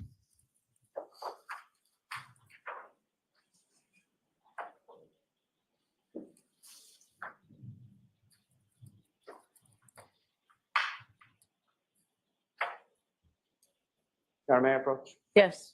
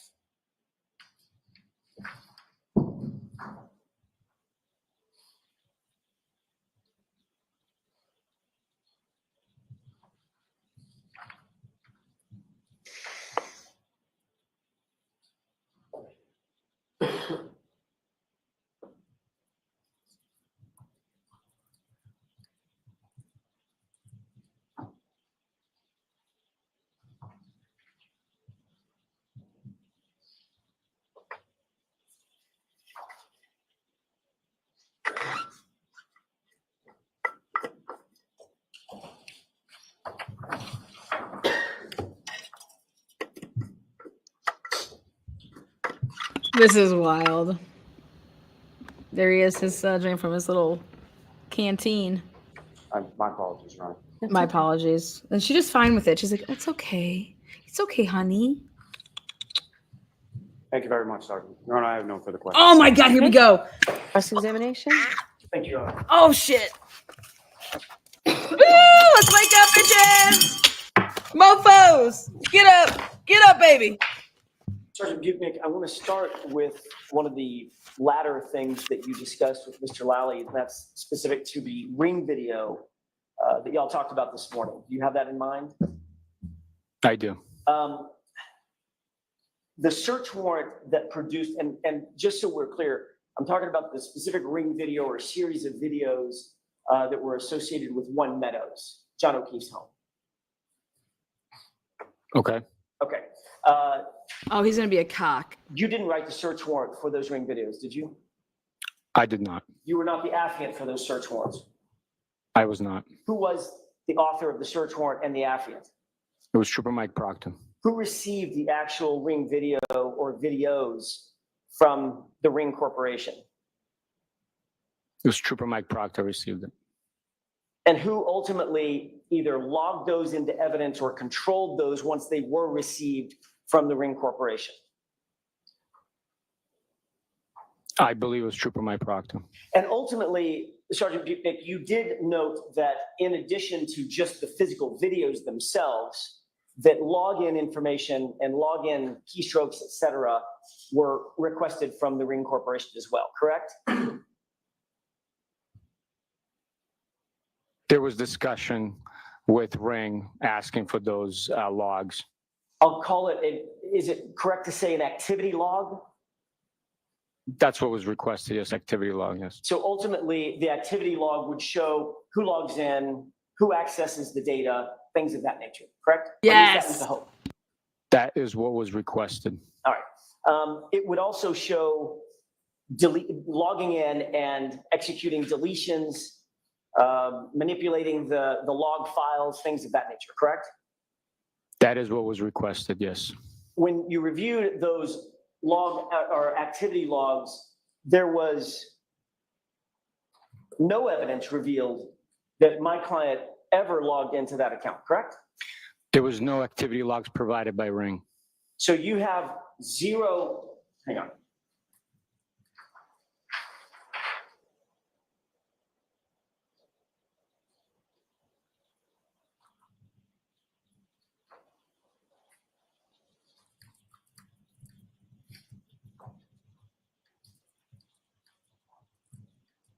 Isn't it true that Ring contacted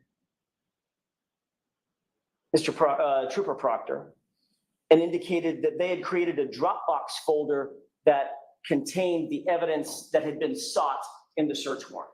Objection. Sustained.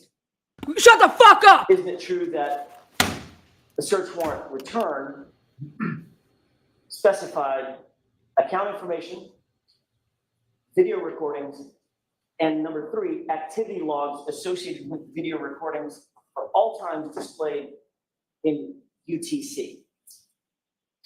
I'm not aware of that, no. Do you recall that activity logs were in fact provided? Look at how flush from he is the now. Ring Corporation? Flush him out. I do not recall that, no. Yeah, Okay. flush you fucker. May How I many approach- item knows Yes. now?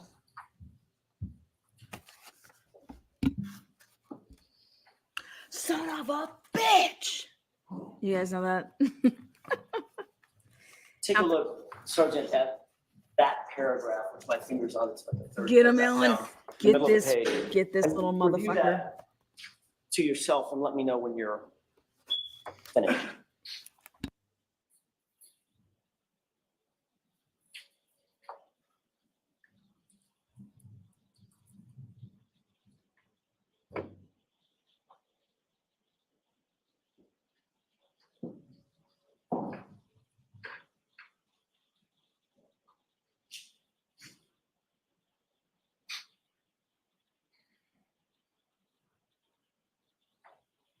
Proctor has to testify. There's no way. This guy needs to take an hour to read this shit.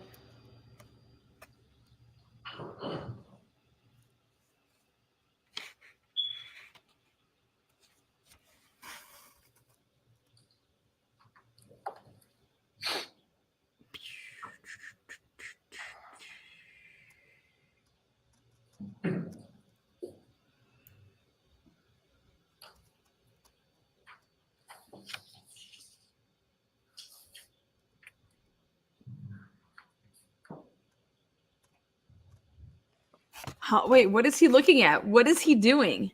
Come on, turtle for me. Come on, turtle in. Turtle for me. Come on, turtle for me, baby. If he turtles, I'll fucking die. Turtle for me. Turtle in. Turtle in. Come on. Yeah. Yeah, turtle for me, baby. Have you had an opportunity to review that? Yes. May I approach, Your Honor? Yes. Thank you. Look at that. Look at Does that. this refresh your recollection as to the items received from the Ring Corporation? That is the first time I saw that document, so it does not refresh my recollection. I simply read it. So do you have a recollection as you sit here that in fact during the course of your investigation, the 3 items that you received from the Ring Corporation were the account information, the video recordings, and quote, activity logs associated with the video recordings, all times displayed in UTC? To the extent of its availability, as it says in that document. Okay. The long and short of it is, during the entire course of your investigation, you never revealed that investigation never revealed any evidence whatsoever that my client ever even accessed the account information for the Ring account associated with this search warrant, correct? Nothing provided by Ring proved or suggested or proved any evidence of that type of activity, no. Thank you. Trooper Proctor, you were notified. I am not Trooper Proctor. I'm sorry. No, you're not. Yes! Sergeant Bukhenik. Yes! Bukhenik. How do I say it? Bukhenik. I'll give that Can't. a shot. It's fine. Buchanan? Yes. Is that better? That's better. Thank you. Yes! If I screw it up again, please. God, love it. Oh, On January Bukaki? 29th, you were notified about a Boston police officer found gravely injured outside the home of 34 Fairview at about 6:40 in the morning. Was that your testimony? That is not. What time were you notified? I was not notified it was a Boston police officer. So you didn't have that information upon the first notification? I did not. Okay, what information did you have? There was a male party in the snowbank, possibly of a heart attack. At what point did you A learn, heart attack? That the individual was, in fact, a sworn Boston police officer?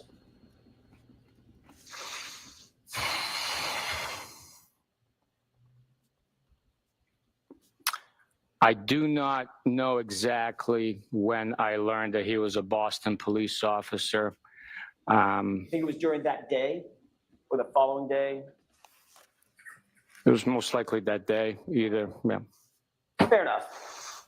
Trooper Proctor was ultimately assigned as the, what did you call him? Not lead investigator, but case officer? That's correct. He was assigned on the 29th, correct?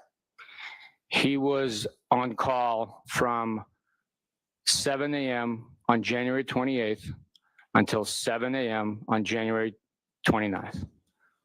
So his assignment was, he was assigned on the 29th because he was on call. He was on call. His assignment took effect when the schedule came out back in mid-December. Okay. Well, he wouldn't be assigned to this investigation until there was a need for the investigation, right? And that's all I'm getting to. So basically it was over. His once the call came in, 7 he was a.m. is assigned. over. Basically. Once the calls come in, the person that's on call is automatically assigned that case. All right. Did you personally, as his supervisor, did you personally respond to 34 Fairview at any point on January 29th? No, I did not. Did Trooper Proctor, at your direction or on his own, ever respond to 34 Fairview Road at any time on January 29th? No, he did not. Based on your initial investigation, and I'm talking about going way back, Sergeant, on your initial investigation, by 10 or 10:30 in the morning, 10:40 in the morning, it was your belief that Mr. O'Keefe had been struck in the face by a person. That was your initial understanding of the circumstances surrounding the investigation, correct? My initial understanding was that the defendant stated that she hit him. We did not know the... Sergeant, you hadn't even met my client at that point. You hadn't interviewed a single witness by 10:41 in the morning, correct? Not one witness. That's not correct. We had already interviewed the first responders. Okay, when I say witness, I'm talking about civilian witnesses.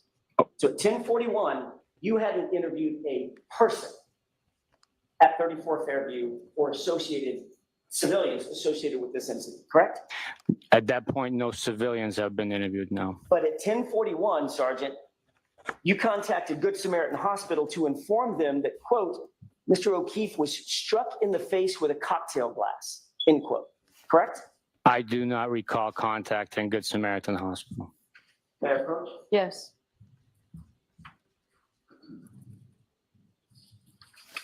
This is so good. Ah, suckers, suck it, suck it. God, I wish I could just throw a bag of dicks at his face. Give this guy a bag of dicks. All right, Lana. Woo! Give him a bag of dicks. I'd like you to take a look at this document, and if you wouldn't mind, pay special attention to the second page, the bottom paragraph where it's tabbed in pink.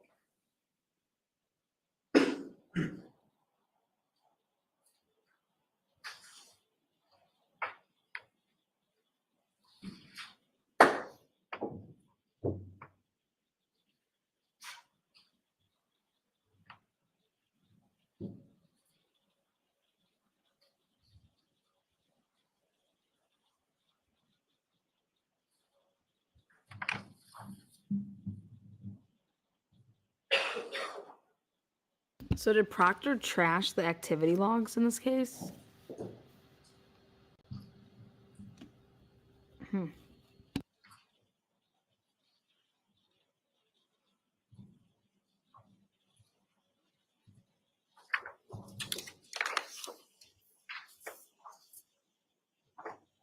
How would they even know about the cocktail glass at 10:41 a.m.?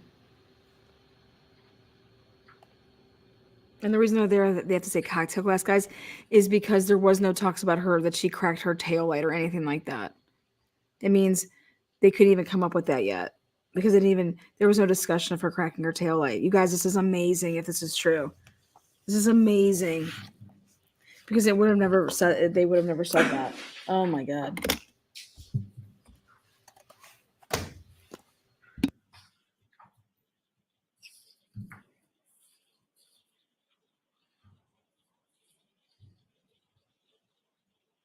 Woo! Bring it on, baby. Bring it on, baby. Jen.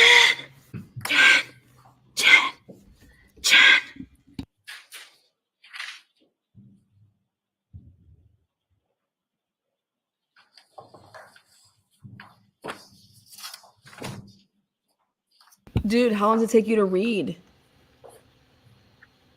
Come on. You read so slow. Oh, poor baby.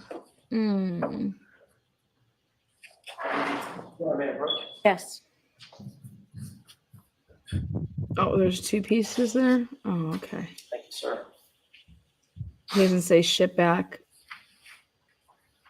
Having reviewed this, does this refresh your recollection that you contacted Good Samaritan Hospital and gave them an No. assessment? At least based He's on gonna say your no. investigation at that time. That is not true. What did you say to Good Samaritan Hospital?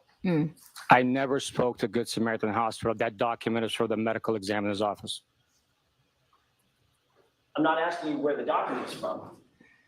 I'm asking you if the document says Trooper Yuri Bukhenik called back at 10:41 stating the case is now being treated as a suspicion. The objection sustained. Did you call back to Good Samaritan Hospital and say that the investigation was being treated as a suspicious due to a domestic situation? Did you say that? I never spoke to Good Samaritan Hospital. Did you say Look, wait, why is he smiling? Who is this motherfucker? Objection. You're going to prison! Did you ever contact anybody? Yes! At any medical facility and indicate that who are you smirking at? Was being treated as a suspicious. You're never getting another blowjob! Because the victim appeared to have been struck in the face by a cocktail. Objection.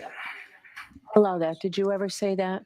Yes, Your Honor. Yes, I did say that to the medical examiner's operations desk. Okay, so when I was asking you if you ever said it to Good Sam, you said, no, that's not true. That's never happened. You were correcting me on the fact that it happened at the medical examiner's office, not at Good Sam. I responded and answered your question honestly, yes. Okay, so honestly, you did, in fact, at 10:41 a.m. indicate to another professional involved in the investigation that the circumstance was being treated as a physical assault at that point, correct? I communicated our suspicions to the medical examiner's office. And that was at 10:41 or thereabouts in the morning, correct? That's correct. Your initial investigation during those obviously critical hours, the beginning hours, led you to believe that there was at least a good possibility. You indicated that you made a phone call, that it was a physical altercation that led to John O'Keefe's death, correct? That's correct. That's before. What steps did you take, sir, in those moments, to determine whether someone in the house at 34 Fairview may have been involved in that physical altercation that you suspected at the time? As investigations develop, we followed the evidence and statements made. The steps I took was Trooper Proctor and I proceeded to an eyewitness who was also present at the scene when the victim was discovered and interviewed Mr. McCabe. Yeah, see, you called before. Prior to that, Prior. Prior to interviewing Ms. McCabe. Yeah. By the way, that was at Ms. McCabe's home, correct? That's correct, yes. Even though you believe that there may have been a physical altercation, you didn't ask anybody to come down to the station. Is that right? Any of the witnesses? That's correct. And you did not seek to actually go to the physical location of 34 Fairview in those next few hours? That's correct. Or the next few days, correct? Not myself, no. Okay.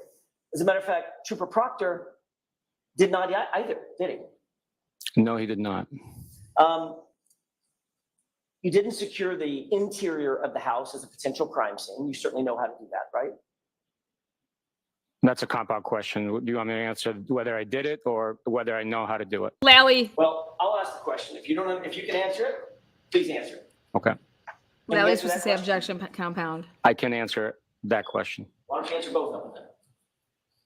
First portion is we did not secure the home as a crime scene.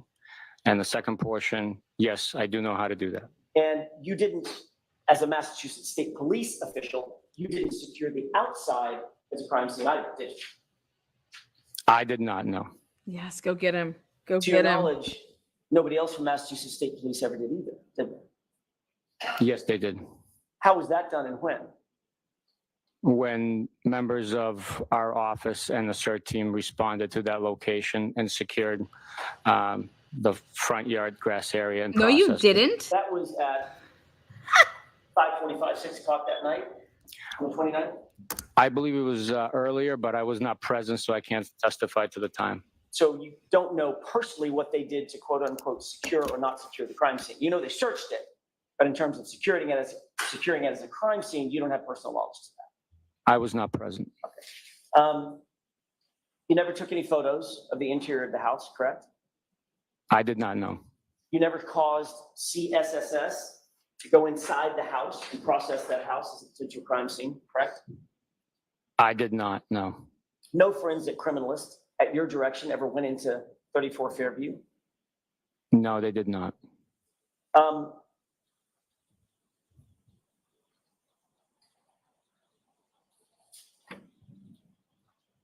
And the people that you interviewed on January 29th, you already mentioned Ms. McCabe.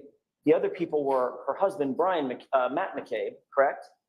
That's correct. Her husband, And Brian. brother-in-law, Brian Albert. Is that right? That is correct. And all three of them were interviewed where? They were interviewed at the McCabe residence. Now, yesterday when you testified, did you indicate that Brian Albert was not present in the home when you interviewed Matt McCabe? Told y'all. Jennifer McCabe? He was not present in the dining room when we were interviewing each individual separately. So if all three of them testified that he arrived before you arrived, they would all be wrong. I did not see him in the home when we arrived, no. Ah, you're just such a fucking idiot. I told you guys this yesterday. I want to switch gears real quick Haha, to suck a motherfucker. a couple of the physical items that you testified about yesterday, specifically the gray shirt or the gray hoodie and the orange shirt. You and Trooper Proctor collected both of those items you indicated from the floor of the hospital at Good Samaritan, correct? That's correct. You testified that you and Trooper Proctor immediately bagged both of those items. They were sort of sopping wet, I think you said. That's correct.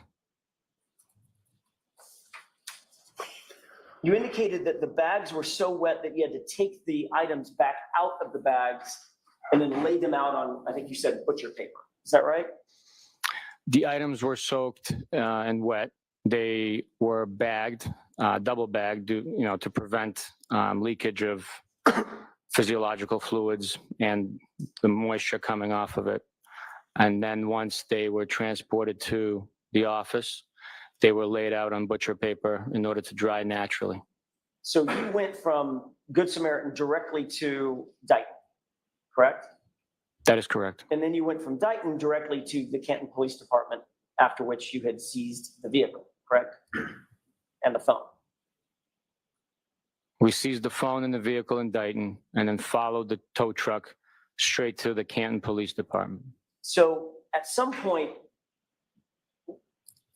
if you had received or gathered the wet clothing at Good Sam, went from Good Sam to Dyke Canton PD. At what point that evening did you finally get those items of clothing out and laid out to dry? It was late that night, around 10 or so. So where were the items in the meantime? They were stored in the back passenger compartment of my pickup truck. In those double bags? Correct. That's Who why took they're control of the items to then lay that's them why out they're stained late like that that. night at the office? I do not recall. Is that you or Trooper Proctor? I don't recall. I don't remember. At some point, obviously, it was getting late. You'd been on duty for a long time that day. You went home at some point, correct? At some point, yes. Did you wait for those clothes to dry before you went home, or did you leave that in Trooper Proctor's hands? No, once they were laid out in the processing area in the office, we went home. Okay. Who would have controlled those items of evidence when you left? Well, they're under lock and key within the secure area of the district attorney's office, so they're secured. Nobody's in physical control watching guard over them. Who had access to that area? Troopers in our office. Meaning you, obviously. Yes. Supervisor. Trooper Proctor as well, correct? Yes. Yes. Ultimately, given the fact that he was the case officer, sort of in charge, he would have bagged those items up, been responsible for taking those items, tagging them, getting them stored wherever they needed to be stored and processed, correct? As a case officer, he could direct other people to perform those tasks for him.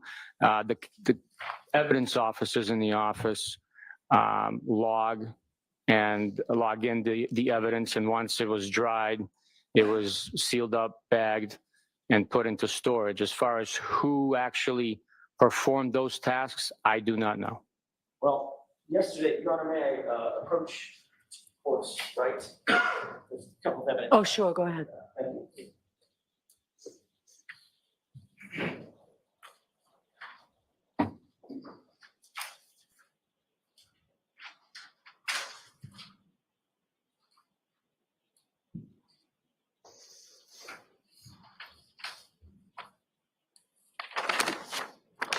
This is not a vision contest. I'll bring these up to you in just a second, but just for familiarity's sake, do you recognize these two bags as bags that you brought to court with you yesterday? They look familiar, yes. Okay. This one has a 437 on it on my right. The one on my left has a 438 on it. May I approach it briefly? Yes.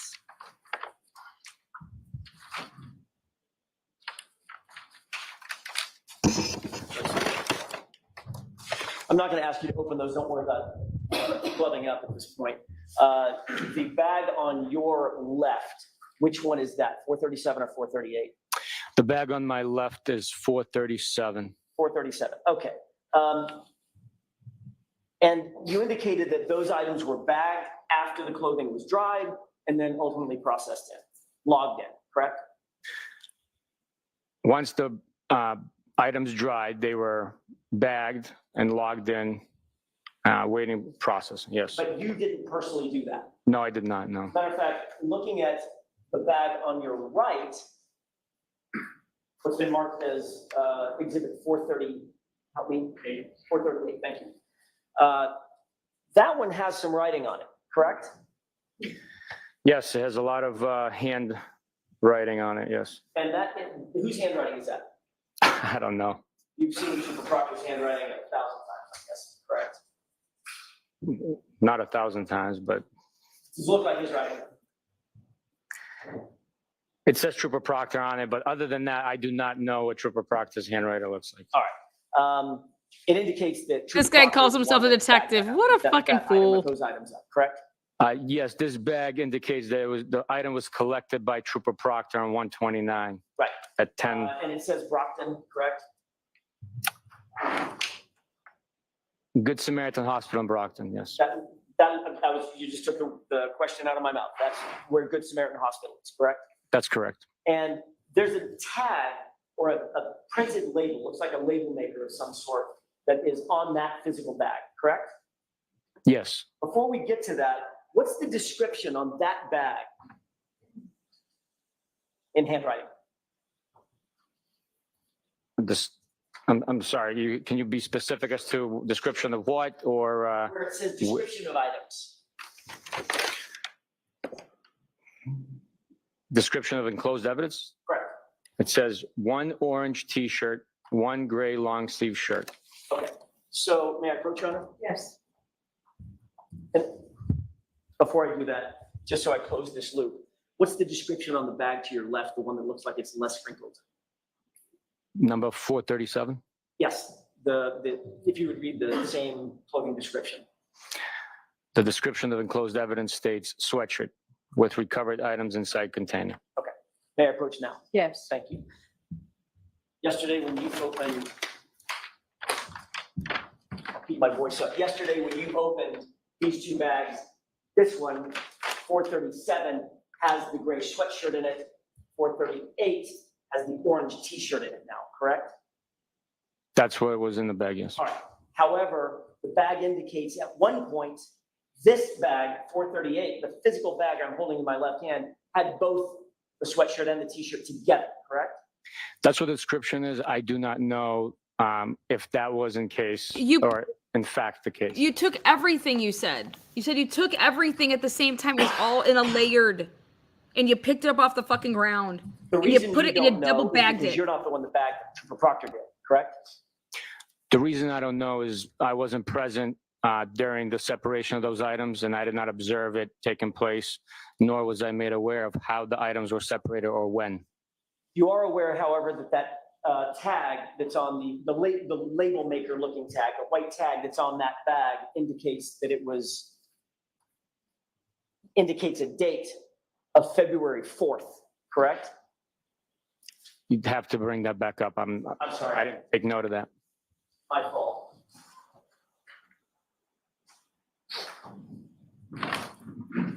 May I, Your Honor? Yes. Just direct your attention to the tag and the date associated with that tag.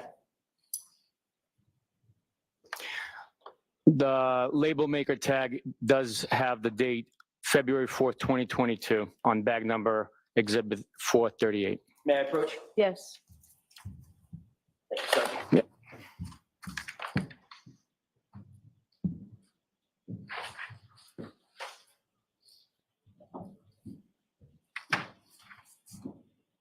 That's obviously 6 days after the item was actually recovered on the 29th, correct?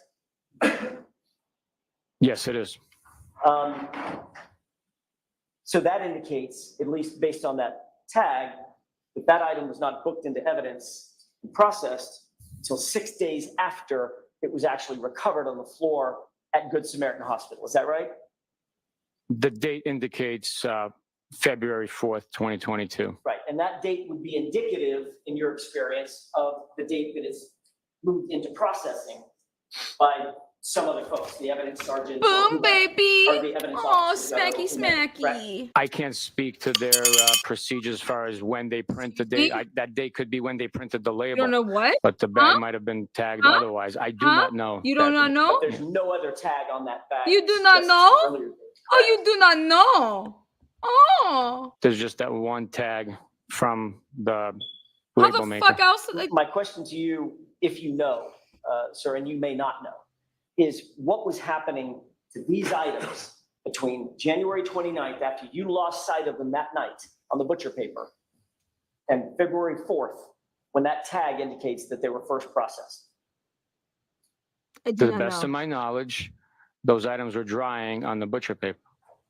I do not know. For 6 days? I do not know. If that's what the label maker says, yes, for 6 days. They were soaking wet. You And guys, those we all would have do been laundry. It don't take no certainly 6 days for accessible your clothes to to dry. and in the possession of the lead case officer. Go in kick the your case, dog. was Trooper Proctor, right? Yes, if Trooper Proctor needed to review those items, he would have access to those items. Absolutely. And you're also aware that the first actual log of any chain of custody for those items is March 14th, when they were finally submitted 6 weeks later to the crime lab. He's gonna go into a. That is not true. The first actual log of those items is when we collected them from the hospital. Where's the log? Where's the log? I'm talking about physical log, like sign in, sign out log. Where's the log? It's documented in the reports saying that we collected him. I know that there's a report. Where's their log? Anybody can write a report, right? I can write a report. Doesn't mean anything. I'm asking for a log. Objection. So the objection sustained. To the form of the question. Ask it again. Where Obviously, is when the log? items move in and out of people's custody in an official capacity for the Massachusetts State Police, there's a log of that, correct? It's documented. Yes, Or at least it should be, correct? it's documented.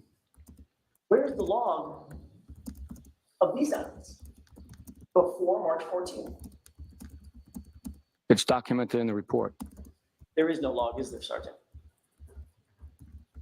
I do not know. I do not know. I want to talk a little bit I about do not know. But I do some not know. searches I do that not Mr. know Lowry that. asked you about, February 4th and February 10th, very specifically. Both of those searches you were involved with. Woo! I do not know. Correct. But Sergeant, you didn't personally write a report about your conduct at 34 Fairview on either of those 2 days. In other words, you didn't go back to the station and generate a report yourself. I don't recall doing that, no. I do not know. There were no photos that you took of the items at the location. I did. Those took photos, correct? I did not take photos of the items. Okay.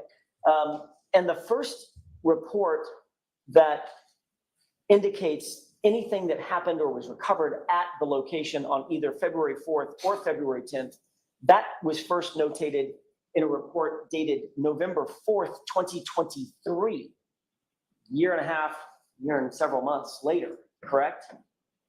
If you say so, I do not know the exact I date. do not know. That report would have to be presented to me. May I approach? Fuck! I love these people. I do not know. Oh. Yeah. You don't have to read the whole thing, but if you can skip to the part that talks about the February 4th and February 10th searches. February 4th. I mean, he's just crushing him. I'll be stroking. I can't wait to see these motherfuckers in prison. I do not know.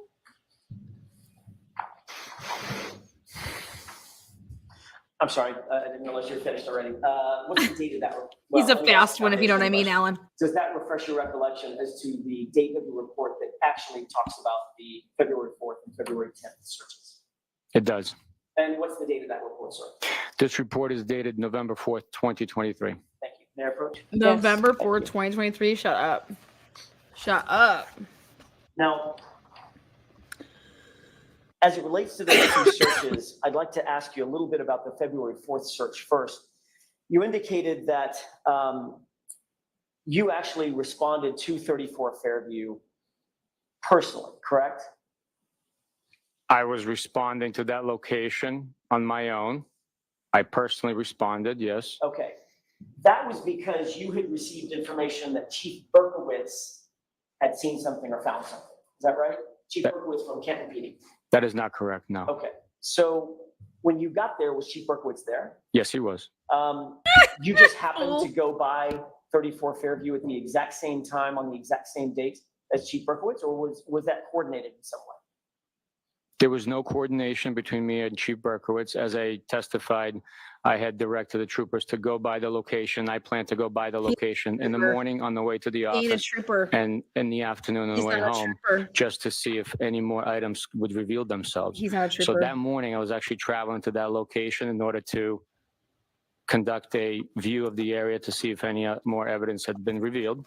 Prior to my arrival, approximately while I was on Chapman Street, I received a call indicating that Chief Berkowitz was at the location. Who called was you? there also an Officer Lank, Sergeant Lank? I do not know if Sergeant Lank was there, no. Okay.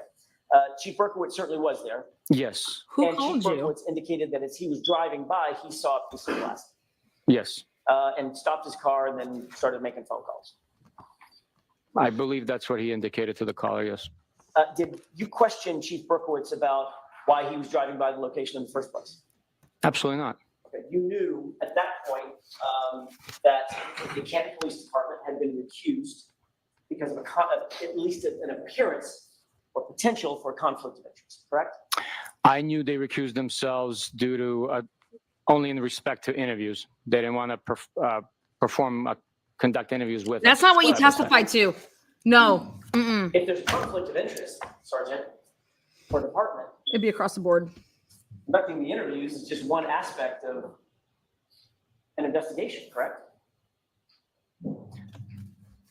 I'm not going to speak like a conflict of interest, but yes, conducting an interview is just one aspect of the investigation, yes. So is it your testimony that your understanding was they couldn't conduct interviews, but they could collect evidence, store evidence, write search warrants, get returns on search warrants, execute search warrants, conduct searches? They could do all that and not conduct interviews? My understanding was they were recusing themselves from conducting interviews. They still allowed us to use their facilities. We utilized their conference room to conduct interviews. There was evidence being stored at their Sally port, being the vehicle. So that was my understanding. They said they had to get it out of the Sally Isn't it port. true that you knew that the entirety of the Canton Police Department had recused itself because of a familiarity between one of their members, Kevin Albert, and the Albert family on whose lawn John O'Keefe was found? That was the conflict, correct? I knew that was the connection between them, yes. And you understood, sir, that that agency was to have nothing from an investigative standpoint, nothing to do with this investigation, correct? They were not conducting the investigation, no. Matter of fact, Trooper Proctor and you supervising him, y'all were conducting the investigation, right? Our office was conducting the investigation. So did you find it unusual or suspicious in any way that the chief of police for the conflicted Canton PD was the person driving by 34 Fairview looking for evidence? Objection. Can you answer that question, Sergeant? He would have to repeat it. There's just so much I can't. It was a little There's so much. I'll try it again. Did you find that suspicious? Go slap your wife. Which part? You have to repeat You're the gonna whole take thing. it all out on That her, aren't Chief you? She better go take a vacation. conflicted Canton PD He's gonna take was it all at out on her. 34 Fairview looking for evidence. The way you posed the question, I did not find it suspicious at all. He's the chief of the police in the town where he works, and he's driving down the street. I mean, that's not suspicious. With a conflict of interest. Great answer. That he's driving by. Objection. Sustained. He's getting, the jury knows he's a You smug certainly fuck. knew, as a supervisor over the case officer, that any involvement by Canton Police Department, given the fact that there's a potential conflict, any involvement by them could compromise your otherwise clean investigation. You knew that, right? Not necessarily, no. Did Chief Berkowitz disclose to you that morning on February 4th that he had been communicating with Brian Higgins and Brian Albert, two witnesses on your case that morning? Objection. Sustained. If you knew information about communication between and among Canton PD and your witnesses, you would find that inappropriate, would you not? Objection. Sustained. You returned to the scene on February 10th, is that right? To conduct another search, you said. I was present on the 10th, yes. Who dispatched you back to, or did anybody dispatch you back to that location on February 10th? How did you end up there is a better way to ask it. February 10th, just like previous days, we made plans to go to the location in the morning, in the afternoon, drive by. I was on my way to work and to home. So I traveled that route on purpose. And as evidence revealed itself due to the natural melting of the snow, we would stop and collect the visible evidence. You believe at this point, sir, that whatever you might collect at the scene would obviously be important, correct? Anything we collected that had evidentiary value or presented itself as somehow related to the crime or the incident would be collected. Okay. And it would be important Yeah. to the investigation, right? You treat it as important. It is important, yes. So my question is, was, especially as it relates to the February 10th search, when Here we there were go. multiple items found, did you seek to have CSSS come out and actually either mark with GPS coordinates or measure with cross coordinates exactly where each item of evidence was found? We did not do that. We had collected so much evidence already, and so much has been documented at that point, that we did not contact crime scene services to come back out and photograph more shards of glass and plastic. We simply collected it for processing. So the location of each one of those items was not of that great importance to you, at least at that time? It was of great importance as to the fact that it was located in the vicinity where the victim was found and in the vicinity of other items located of the same characteristic, shape, size, and color. So that's my question, Sergeant. What does vicinity mean? In the area. Okay, what does area mean? It's a location, specific location. Okay, are we talking about, because we do this all day, I guess, are we talking about an area of 5 feet or an area of 50 feet? Based on where the items were recovered, we're talking about an area approximately of 30 square feet between the roadway into the grass. We saw photographs, Sergeant, of items that were butted up against a fire hydrant in one instance, correct? Is that yes? That's correct, yes. A drinking straw that's out in the road, correct? That's correct. Another shard of glass that's in the grass, closer to the flagpole, correct? Correct. A hat that's under the snow, adjacent to the left side of the flagpole, correct? I'm sorry, it wasn't. It was closer to the electrical box, wasn't it? No, the pictures documented where the hat was. It was to the right of the flagpole. So these shards of glass, the point I'm asking is, did you seek to use basic cross coordinates, measurements from something that you know is a known object, like for instance, I don't know, a flagpole or a fire hydrant?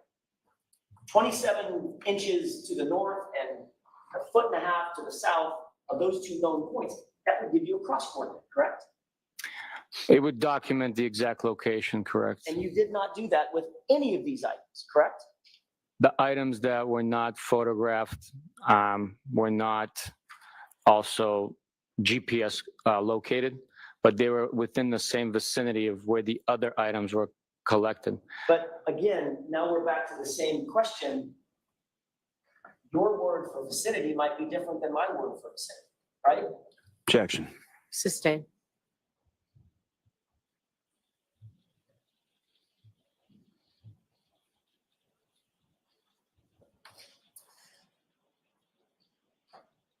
When you recover these items, or any other items, it's obviously important to memorialize on the evidence bag or in some other way exactly where they're found, who found them, the date, time, etc.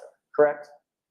We do the best we can to document all known information on each evidence item bagged at the time.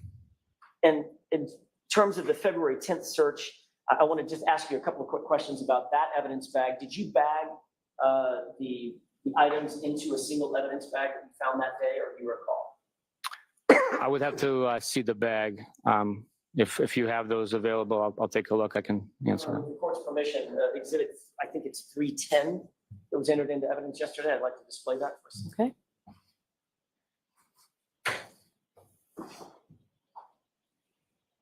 You're looking at a photograph of what was. See how previously fast entered Alan into evidence Jackson is? I mean, come 310. on. Can you see that from where you're at? I don't have the evidence bag with me, so if you don't, I can certainly ask the space to enlarge it. If you can enlarge it, please. Just a portion of the right.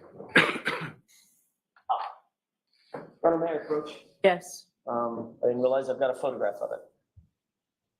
Do you need the lights on, Sergeant? Please. Thank you. Should make it easier.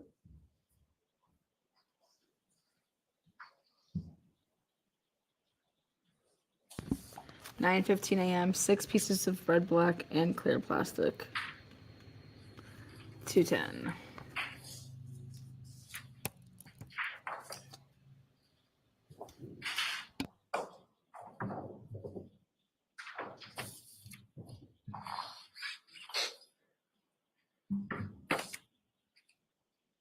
Sergeant, have you been able to familiarize yourself with that evidence bag? With the photograph, yes. Okay, thank you. Taking a look at that evidence bag, it has the information on it, has your name is collected by, correct? Correct. The date of collection is February 10th, is that right? That's what it says, yes. Okay.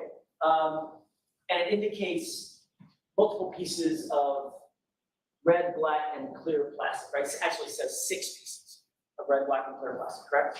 That's correct. But that is not an evidence bag that was filled out by you. I did not fill that bag out, no. As a matter of fact, that's Trooper Proctor's handwriting. I do not know what Trooper Proctor's handwriting is. I cannot confirm that that's his handwriting. But it's not your handwriting. It is not my handwriting, no. So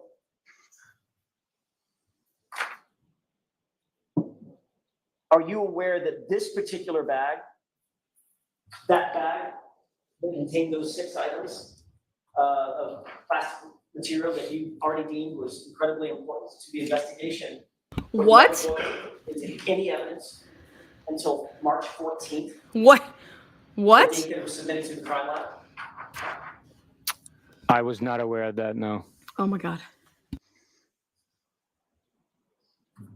We can take that down, please. If I may approach, Your Honor? Oh my God, it's not his handwriting. Oh my God. You're welcome. It wasn't put into evidence until March 14th.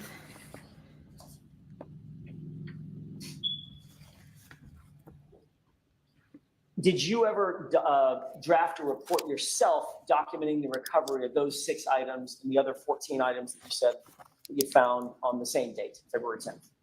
I did not, no. Did you leave that assuming that Trooper Proctor would document that? Objection. Sustained, ask it differently. I'll ask it another way if I can. Did you believe that you didn't need to write a report, Sergeant, because Trooper Proctor would take care of that? I knew that it would be documented. How? It was already documented on the actual bag as far as who collected it, when, where, what it was. You just testified that it wasn't your and handwriting. A report eventually would be authored on it. But the where, for all these very intricate pieces, the where is left to 3430 on that, correct? Objection. I'll allow it. Is that right? The general vicinity location of the other items collected and documented with photographs was consistent with the same locations this was collected.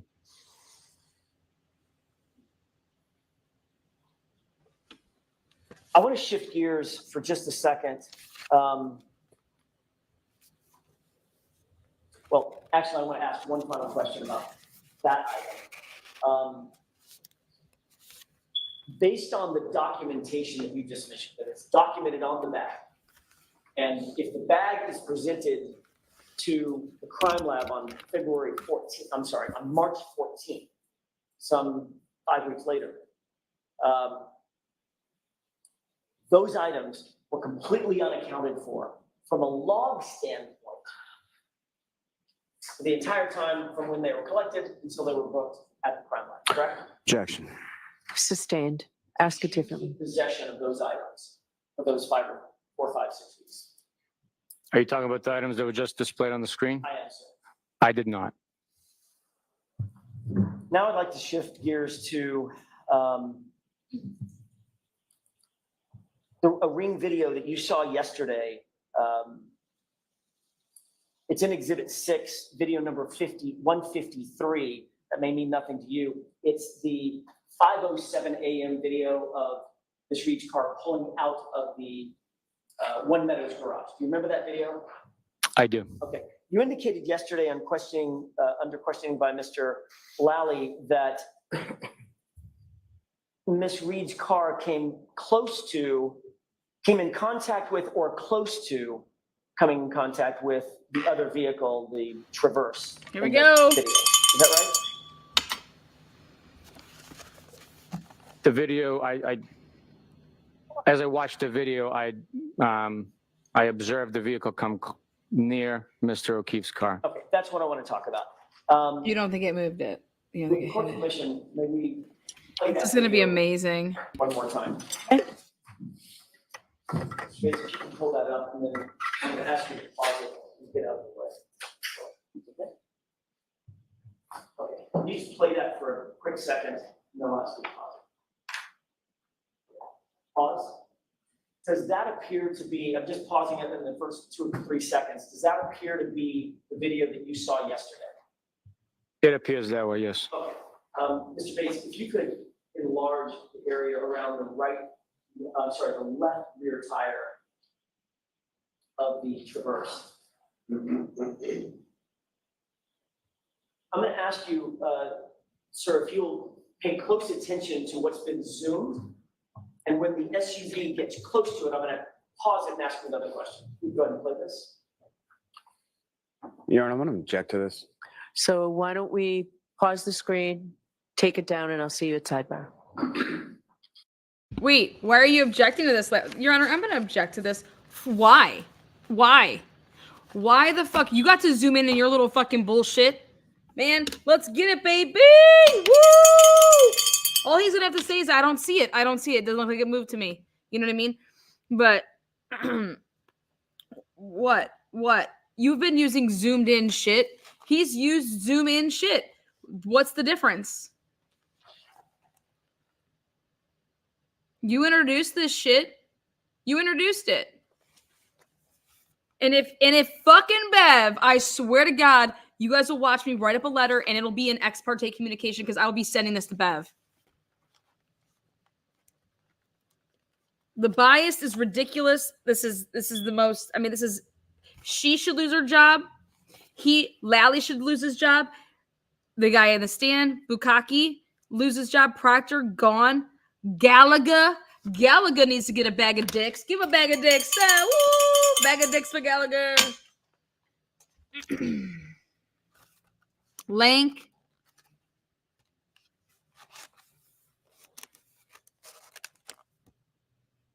You guys, 1041 to have said that John O'Keefe was hit in the face by a glass. Y'all, that time for me right there. He didn't even interview Jen McCabe yet. They didn't interview Jen McCabe yet at 1041. No fucking way did they interview Jen McCabe yet. So where is he even hearing who told him that? Where is he getting his information that John O'Keefe was hit in the face with a freaking glass?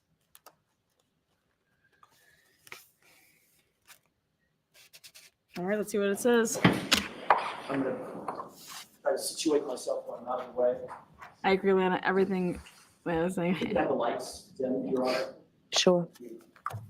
Oh, here we go, baby. Yeah, Lally. I'll take it. Oh, they're not zooming in? Go ahead and enlarge that. Okay, no, they are. Area of the Traverse. And I'm going to ask you to pay special attention to that wheel. Oh, God, here it goes. That you may or may not see.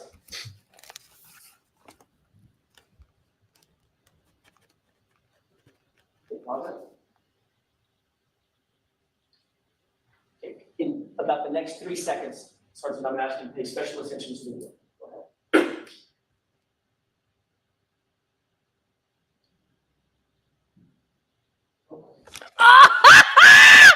We can have the lights on.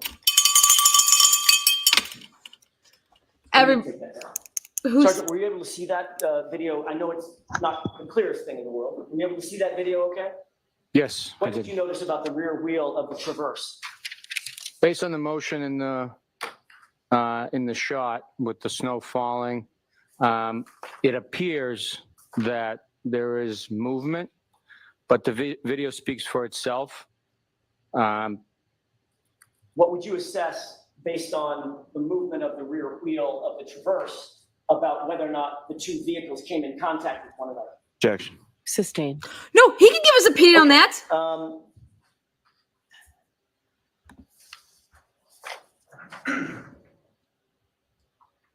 I have just a moment, Your Honor. Yes. Oh, God.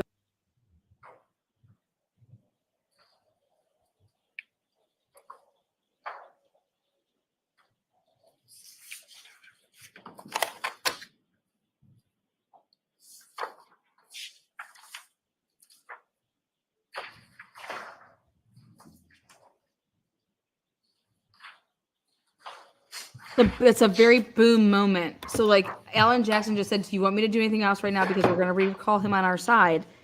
So, like, I mean, we all saw it. We all saw it. The tire moved. Boom. Boom, boom, boom. May I inquire? Yes. Thank you. I'm trying to use my time wisely, Your Honor. Yesterday, Sergeant, you were asked about a couple of videos related to the Sallyport garage. You have that in mind? Oh, fucky. Yes. As a matter of fact, we watched one of them pretty specifically toward the end of the day yesterday. Did you actually, I want to talk about the one that is the clearer of the two where you slip. You remember that one? He's the slipper. If you pull it up, I can. I will in just a second. Okay. There was one where Mr. Lally paused it and you were slipping in front of the Meatloaf! vehicle. I don't recall myself slipping. Oh, no, you but don't? Good. It was icy that day, so if there's documentation of me slipping, I might have happened. Fair enough. I didn't mean anything by that other than that was a moment that I thought you might recall to differentiate the videos. It's exhibit 446, but I don't think that's going to help you. All right, let's see if I can do this another way. Did you actually personally go to Canton PD to retrieve any or all of the videos of the Sallyport? You yourself? I did go to Canton and collect already extracted video. Okay. But it was a portion of video surveillance. I didn't collect all of the video, so When was the most recent time that you went to Canton to collect a portion of the video? I don't remember. Okay. I don't remember. I'm sorry. Did you review well, let me ask it this way. Did you collect a video that was sought on or about April 23rd or 24th this year? Meaning just a few weeks ago. Did I collect it? Correct. I did not collect that video of April this year. No. Are you aware that the video that you saw yesterday was in fact collected after the trial started in April of 2024? Objection. Sustained. Are you aware of when that video that we saw yesterday was collected? Objection. Oh. I am not aware. Okay. Was yesterday the first time you'd seen that video? No. When had you seen that video previously? A couple of weeks ago. Okay. What were the circumstances in which A couple of weeks ago when they got it. circumstances in which you saw that video? Objection. Sustained. Why? Fuck off, Bev. Did you have a meeting with the DA? Objection. Sustained. Did you ever have any kind of communication with Mr. Lally about your testimony? Objection. Sustained. Why? They reapproach. Yeah, thank you. Fuck yeah, Ellen. Woo! Eat her ass. That's ridiculous. Everybody else was asked this question. Is he going to say it's work product? Ridiculous. Everybody was asked this question. Were you prepped for every single person was asked that. The fuck you sustaining it? On what grounds?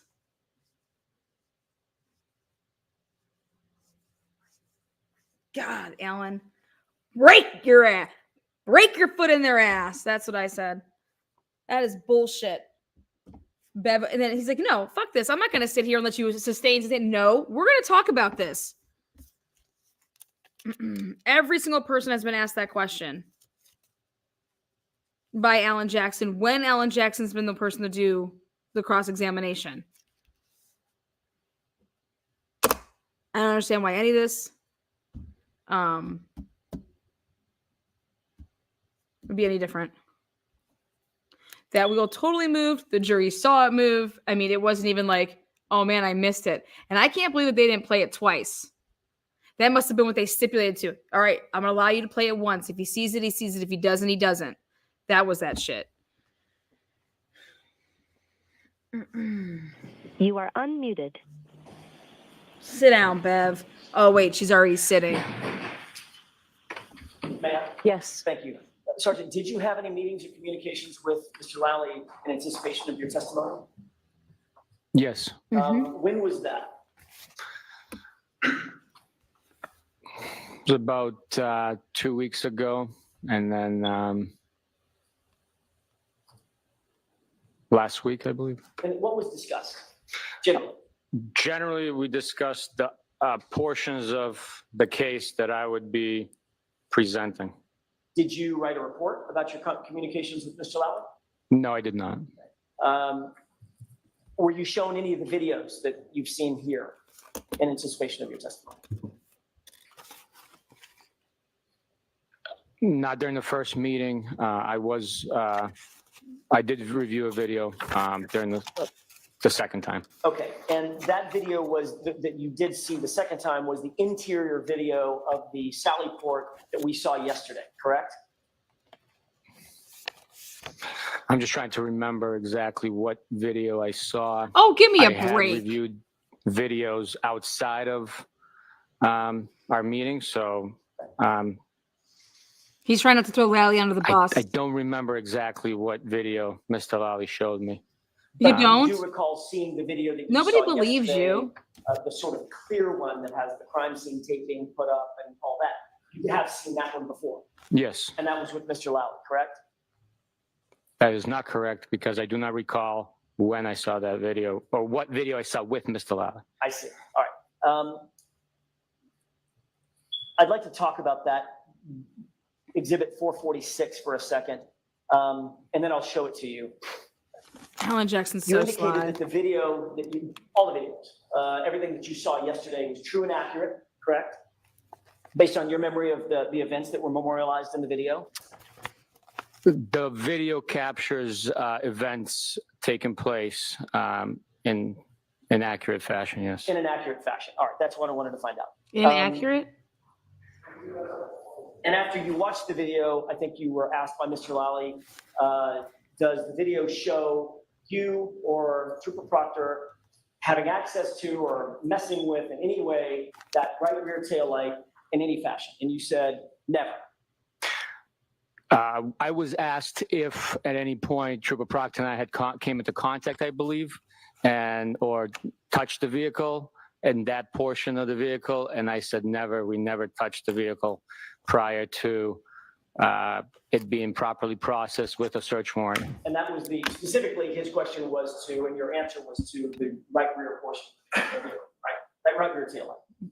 The right rear damaged taillight, correct. With the court's permission, I'd like to play a portion of Exhibit 446. Okay.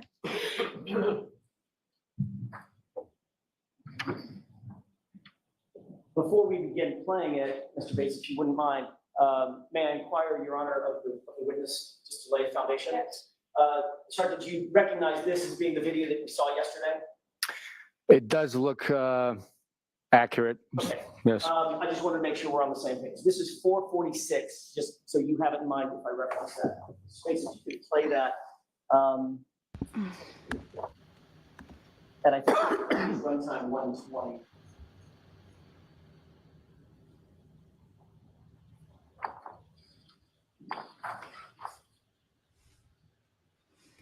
Look at these little shipwrecks. Shitting bricks, I bet.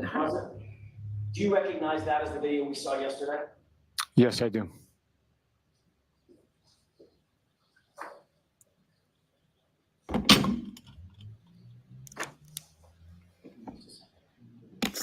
Sergeant Bukhenik all over me. Sergeant Bukhenik. Very briefly, if you could move to time of day, 5:37:05.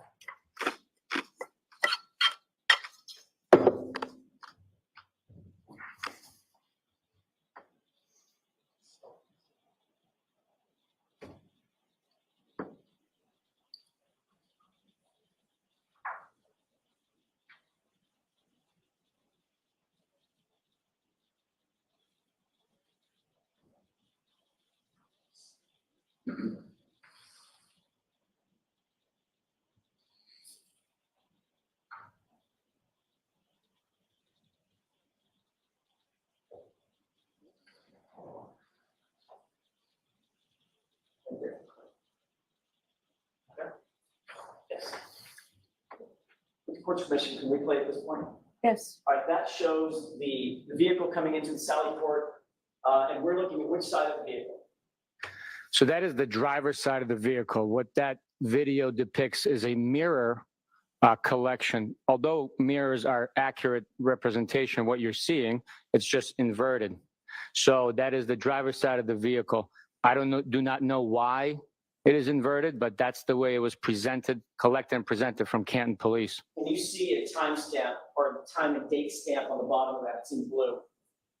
I cannot know. Does it appear that time and date stamp, if you can't read every letter on it, that is in correct order? In other words, that's not inverted. I cannot read it, no. All right, let's go ahead and play this for a second.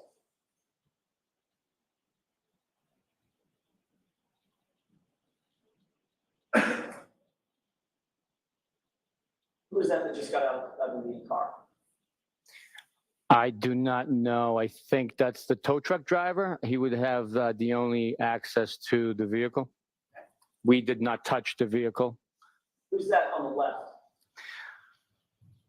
I missed that. I was looking down at the laser pointer. I do not know. I know for a fact I'm the gentleman that's wearing a dark olive drab state police baseball style hat, and Trooper Mike Proctor is wearing a winter hat. Trooper Proctor's wearing what? A winter hat. Back that up. That was playing, and I didn't realize it was playing while you were talking.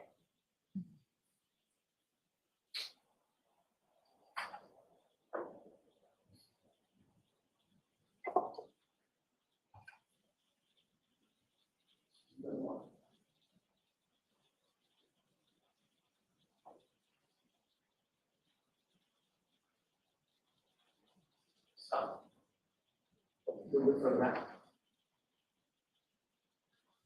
And stop.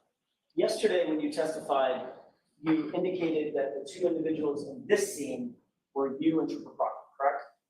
That is not correct. There was two individuals in the rear of the vehicle I shined my light to. That was me and Trooper Proctor. Do you see Trooper Proctor toward the back of the rear of the vehicle there? I can't tell because of what the head is. I just know that Trooper Proctor was wearing a black hat.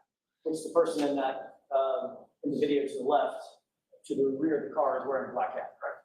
I can't tell. I don't want to be locked into a statement where later on you show me that it's somebody else magically. I can't testify to that. There's no magic about this. It's your testimony. I'm just asking you what you see. I don't see that. No.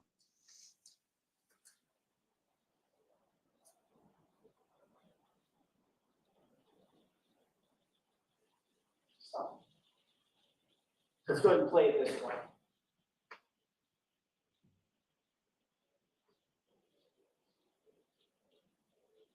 Right there, somebody slips and falls, takes a picture of the front. Right there. Flash of the light, you just saw the it. Person toward the back of the vehicle walking toward the opposite side of the SUV. I do. What area does he appear to be going to? He appears to be going towards the rear passenger side of the vehicle, although it does not appear so because the video is inverted, a mirror image. That's where he's going. And Sergeant Bukhenik, you testified for at least a half an hour about this video yesterday, correct? I'm sorry, it was a long day. I don't know the timing of how long I testified. You significantly testified about this video yesterday, did you not? I testified about this video. And you testified that it was true and accurate, correct? Correct. You testified that it was reflective of your observations of what was happening in that Sally Port that evening, correct? I testified that this is a accurate scene and collection of video evidence from the Sally Port. And as that truck sits in that Sally Port, just like this, it appears from all perspectives that what we're looking at is the passenger side of the car, and that right rear taillight is right there shining in our face, correct? From this perspective.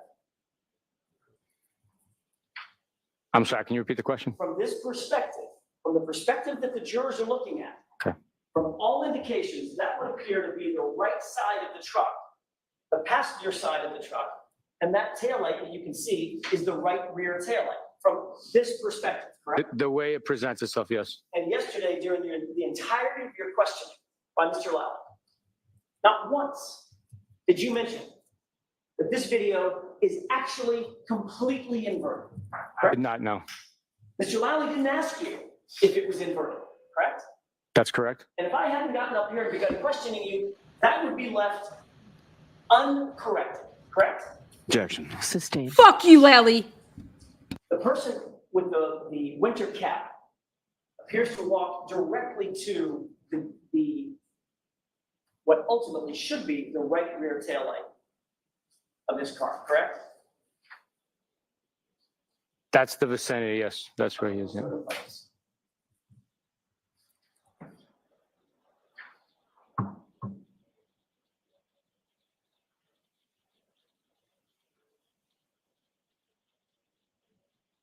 Pause it. I'd like you to pay attention to the right rear of this car. And I know we're completely backward, but it's the far corner of the car. Do you see a person's head there? It appears as if someone's still there. And that person is located at or near what portion of the car? In real life or as it's depicted? Is the person near in real life, near the right rear tail light of the car? Yes. Matter of fact, standing there, hovering around there, correct? We don't know the distance that they are in proximity to the actual vehicle. We just know that they're behind the vehicle. That Looks like it's pretty close, doesn't it, Sergeant? Objection. Sustained. Does that look like he's in close proximity to the right rear tail light? as I said, I can't tell how far away he is from the vehicle. Ted's right there, sir. You can't tell that he's right next to the right rear tail light? Objection. Sustained. I want you to pay attention to what that person does as soon as the other person comes out from behind that car. So you see him move.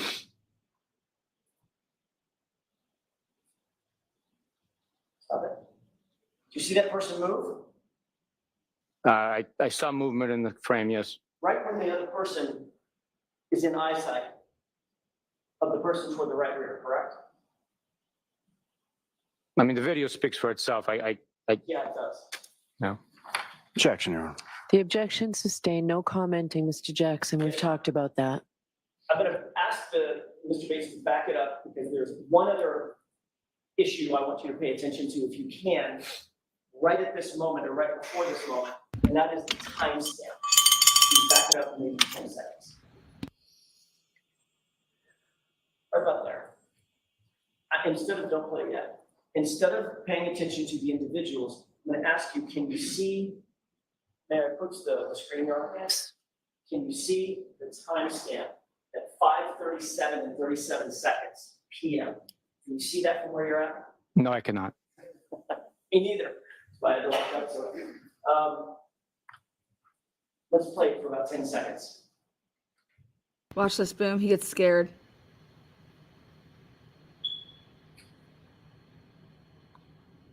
Pause it. Right there.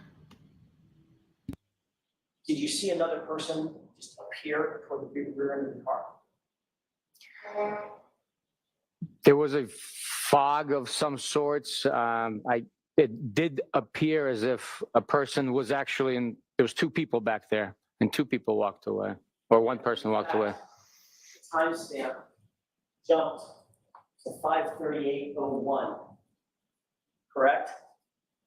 Oh I cannot see. 5:38:01. Did it appear that there was an anomaly? There was a portion of that video that was deleted. Not deleted, just missing. Can you tell that? Does it appear that way to you, Sergeant? No, Your Honor, I cannot tell what is happening with the video. Oh my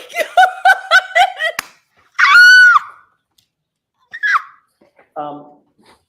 If you take a close look, there's a classic police car in that Sally Port, correct? Oh my God! There's an antique vehicle there. Yes, yes. If you take a close look at the trunk of that vehicle, see the word police? Yes, I believe I can read that. Yes. And it's backward, correct? It is mirrored, correct. That's a good indication that this is an inverted video, right? It appears that way, yes. And if we were to fast forward at 5:42,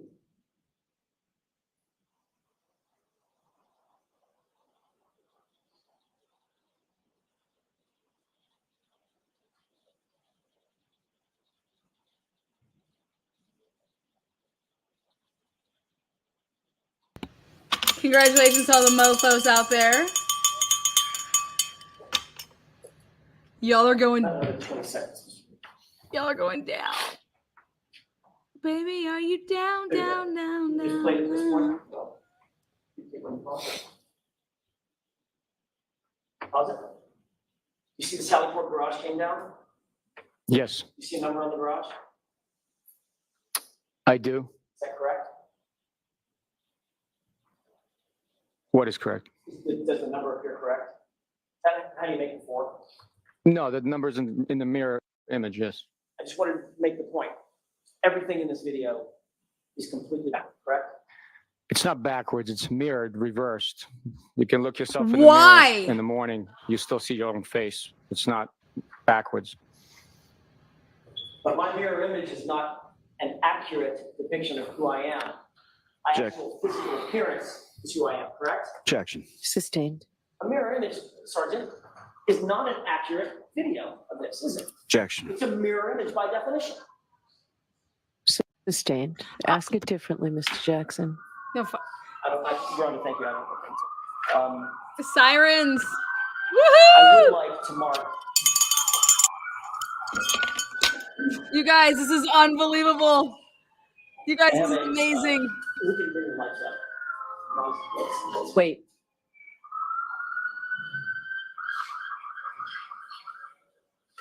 How does it make you feel, Polly? Polly, you still want to sue it? Thumb drive that I'd like to have marked with the court's permission. Oh my God, Does Alan Mr. Lally know Jackson. what's on this thumb drive Oh, without shut you up, telling Bev. us? I do not. Okay. We can approach and I can certainly bring it up. Oh my God, We're Alan trying Jackson. to wrap up our morning. I don't give a shit. It's marked for identification. If I may, Your Honor, I'd like to play the first 10 seconds of that video. No. Why? We'll come to something. It's marked for identification, right, Mr. Jackson? You are. Oh my God. So he doesn't get to introduce his evidence? Get the hell out of here. This is amazing. Holy shit. We're trying to route out our morning. Bev, you can sit down. Pickleball ain't going nowhere, girl. Oh shit. Oh shit. Come on, you guys. If you're not a true crime fanatic, this is what you get pumped for. This is when they call you a conspiracy theorist. This is when you could take it and shove it straight up their fucking asses. You aren't.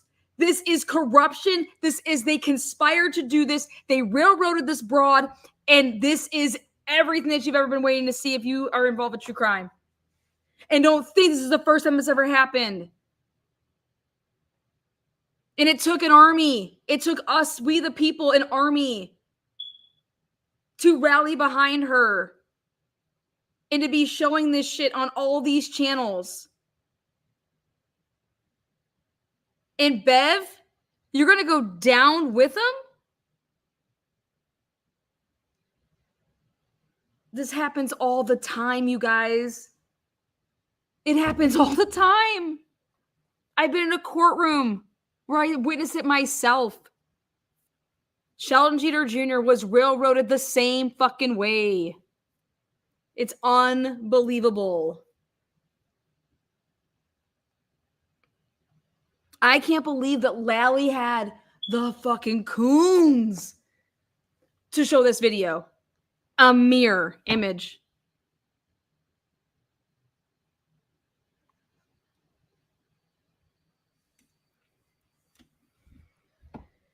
The thumb drive is probably not mirrored.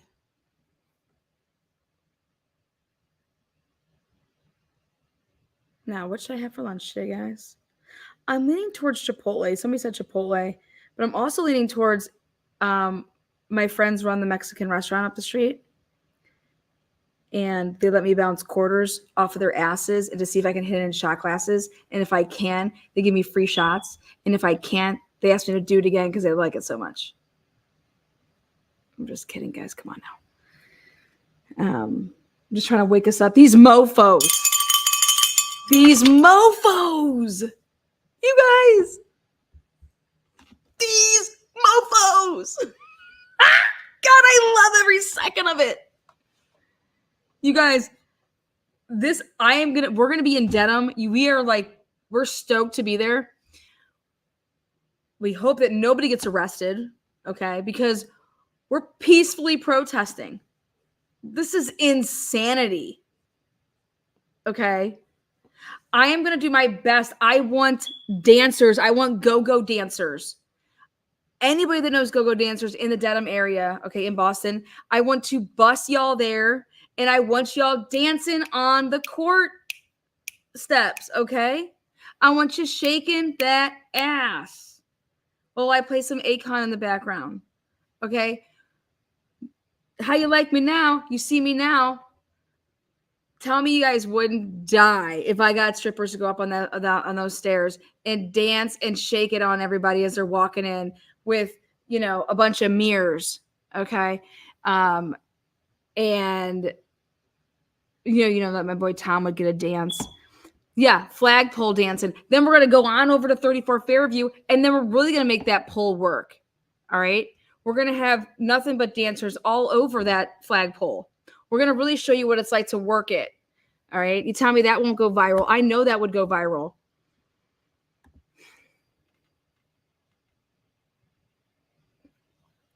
So I need to work with an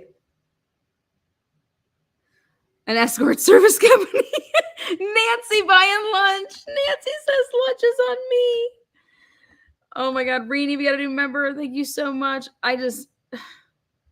Nancy, okay, I know you've been waiting for a trial like this, girl. All right. I know some of you guys all into the Chris Watts case. Fireworks would have went off in that case too. Corruption. But guys, we're seeing it. And guess what? Alan's not backing down. Alan's like, I don't give a shit if we're ending at 12. We can end at 12:15 today. I'm showing this video. Your Honor, they don't get to come in here. And he just sat there and testified that yesterday that everything's fine. Everything's fine. Yeah, I'm testifying. This is exactly what it's supposed to show. This is nuts. Think if you were the person sitting right there. And do you know how much money this is costing her? You know how much money this is costing us? We've donated. Y'all have donated. Nobody can afford this type of representation. And then you have Bev and Lally go literally on purpose lollygagging. Lana, I know who can find us some dancers. I knew you would. Yes. And tell them we pay just a couple hours worth. It'll be worth their time. I'll get them a party bus and everything. I'll be on that party bus.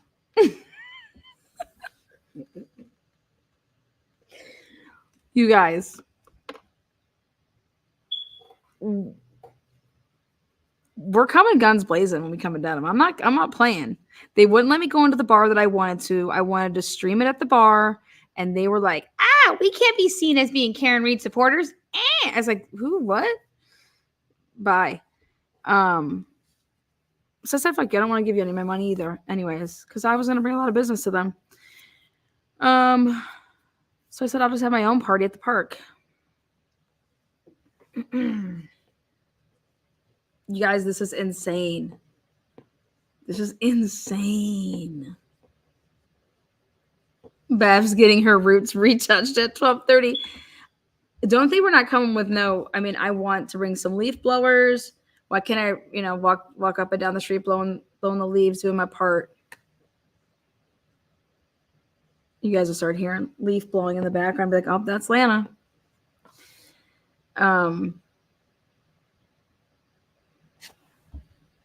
Maybe they're changing their minds as the trial has gone along, Lana. Who? The O'Keefes? They're not changing their minds. The O'Keefe's kids, the grandkids, the nephew and niece, they're being raised by the people that You are covered up this unmuted. murder. If we're gonna have you come That's right. back on Monday. I can. So we'll just wait. Jurors, I know that you want to know when this case is gonna end, and I don't mean that in any negative way. After speaking with the lawyers, I can safely say that you will get this case for your deliberations sometime the last week in June. We'll know better. Last next week in June. We will not be in session next Tuesday. We will go full days, Monday, Wednesday, Thursday, Friday next week. We will not be in session next Tuesday. I have to give you those cautions again. Please do not discuss this case with anyone. Don't do any independent research or investigation into this case. If you happen to see, hear, or read anything about this case, please disregard it and let us know. Great weekend. We'll see you later. Wait, we'll see you You are Monday? muted. We'll see you Monday? They're not even going, they have off tomorrow? And we don't get to see that video? It's okay. I'm sure that we're gonna find out what that video has to do with. Yeah, nothing tomorrow. Why? It's fine. I have stuff to do, so thank you. I need the day off. Thank you. I mean, what do you think Alan Jackson and Little? You think they? Okay, here we go. Let's here we go. What do we got? What do we All got? right, so I received a motion from the Commonwealth this morning that I have not had an opportunity to read yet. It's on my desk. I'd like to go spend a few minutes looking at that and come back out at 12 o'clock on that. In order for us to argue it? Yes. Do you need? I don't get it. Okay. We've been busy. All right. Lally didn't give it to them. Can we do it on Monday? I want to get as much evidence in as we can each day. We can do it at 8:30 Monday morning, I think. Madam Court Reporter, can we do it at 8:30? Jim? Sure. Absolutely fine with us. Not that it matters. Can we do it at 8:30 Monday morning? If that's what the court wants, yes. Yeah, we'll have a hearing on it at 8:30 Monday. Are you around tomorrow? Are you around tomorrow? Oh, am I? Yes, absolutely. Do you want to do it tomorrow morning? If I had a preference, I would say Monday. All right, we'll do Monday morning at 8:30. I'm sorry. Well, Monday.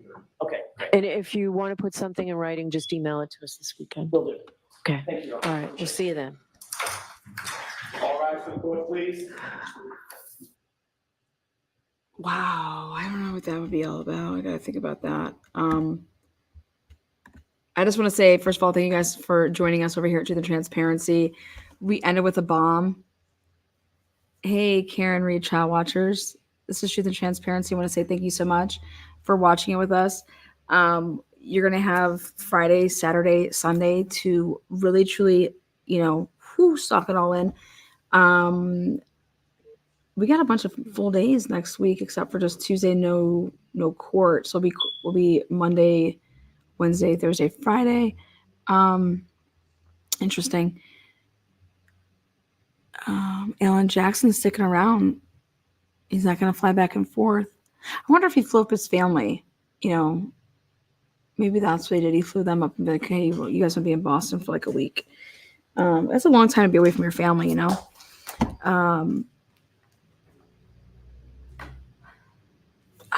I just, you guys, wow.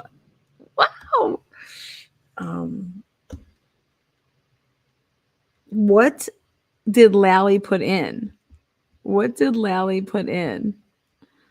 I gotta think about it.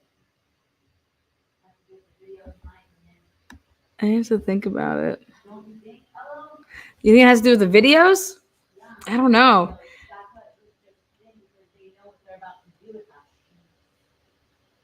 Do you think that he's going to say that he didn't know? That it was flipped? Correct. I think that Buttigieg is saying that right now. And he's No, like, no, no. Do you think that Lally is going to argue? Because the motion would have come in from the defense to saying that, so what Lally put this motion in. And you think the motion is to strike the evidence, to strike the. I got to think about this. Hold on, let me get this off my screen. What is this? Get out of here. Okay. Yeah, I'm good on all that shit. Let's see. because they knew by end of court yesterday, the defense knew it was flipped. Jackson told her he's filing a complaint. That's why she looks sick. I don't know about that. I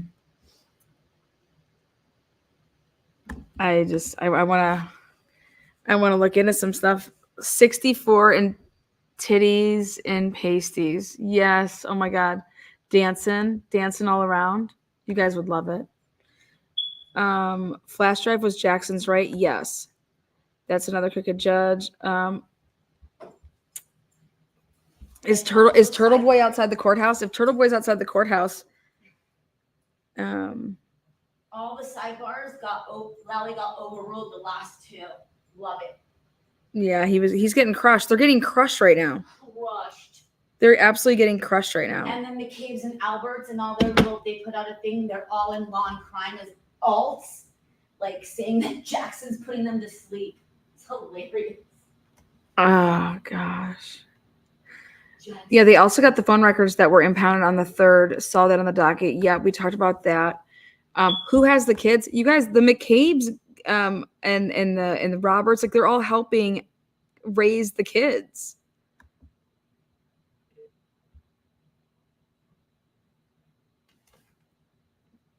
Proctor leads the 5th, so maybe be asking about that. Yeah. Maybe I'm going to see, since court isn't in session tomorrow, I'm going to try to get in touch with Sean and see if we can do a collaboration tomorrow on Friday, since there is no court. So Jen M is running. Yeah. All right, guys. We will see you back on Monday morning, but I will have stuff between now and then. I'm going to try to take clips from the past 55 witnesses and make like a 15-minute I'm going to compile a nice little 15-minute video from the different peeps. I don't know how she's saying that this is going to be done by the end of June. There is no effing way. I think she just talked to them about timing. That's like both Okay. Lally and Jackson mentioned. Yeah, that. compilation. There you go. You guys don't even want to know what's about to come out of my mouth. That's sick. The people who killed John are raising. Yes, you guys, they are involved. They are so involved in raising these kids. Turtle Boy plans verdict watch at the waterfall. I know. That's why I'm thinking if it's at the end of June, it's probably going to be more like the 4th of July. Maybe they're trying to get it before the holiday. But wouldn't that be funny to have like nothing but fireworks going off? But yeah. Woo. So we're going to be there. And I'm trying to time it all up here because I said I wanted to be there when Proctor was going to be on the stand. You and Sean would be great. Yeah, we've been trying to get it to work out. So, Lana, get the Police Academy Proctor skits. Yeah. I just want to say thank you guys. You guys be watching in a lot of places and you guys choose to be here. And I take that as a compliment. So I'm going to go have some lunch. Thank you so much, Nancy. Thank you to everybody that, has a membership, buys membership for other people. Much love to you all. But I'll try to get a thumbnail up for tomorrow and see if I can have a couple different people on. So to get their perspectives, stuff like that. I'd love to interview John's dad because I think he's fed up with the shit. So fireworks are illegal in Maine, I think. Oh, that's even more of a reason to blow them off. How you like me now? Let's get a big Nashville-style tractor party pool ride. You guys, I'm bringing strippers up there dancing with pasties. You guys, they're coming out. They're coming out. Oh, so maybe they're leaving. Let's see. Well, Go check it out. Love you guys. My neighbor is a professional go-go dancer. She's the girl up on stage in cages and all types of stuff, majority EMD festivals. I'm gonna give her your info. We're in LA, but I know she knows people. Yes. Girl, don't think we won't bring in some LA fine honeys. All right, guys. Hey, thanks, Lana. I have to run. Hey, H-Bag, you better have Sean call me, and I ain't fucking around. Love ya. All right, peace out. Peace out, Girl Scouts.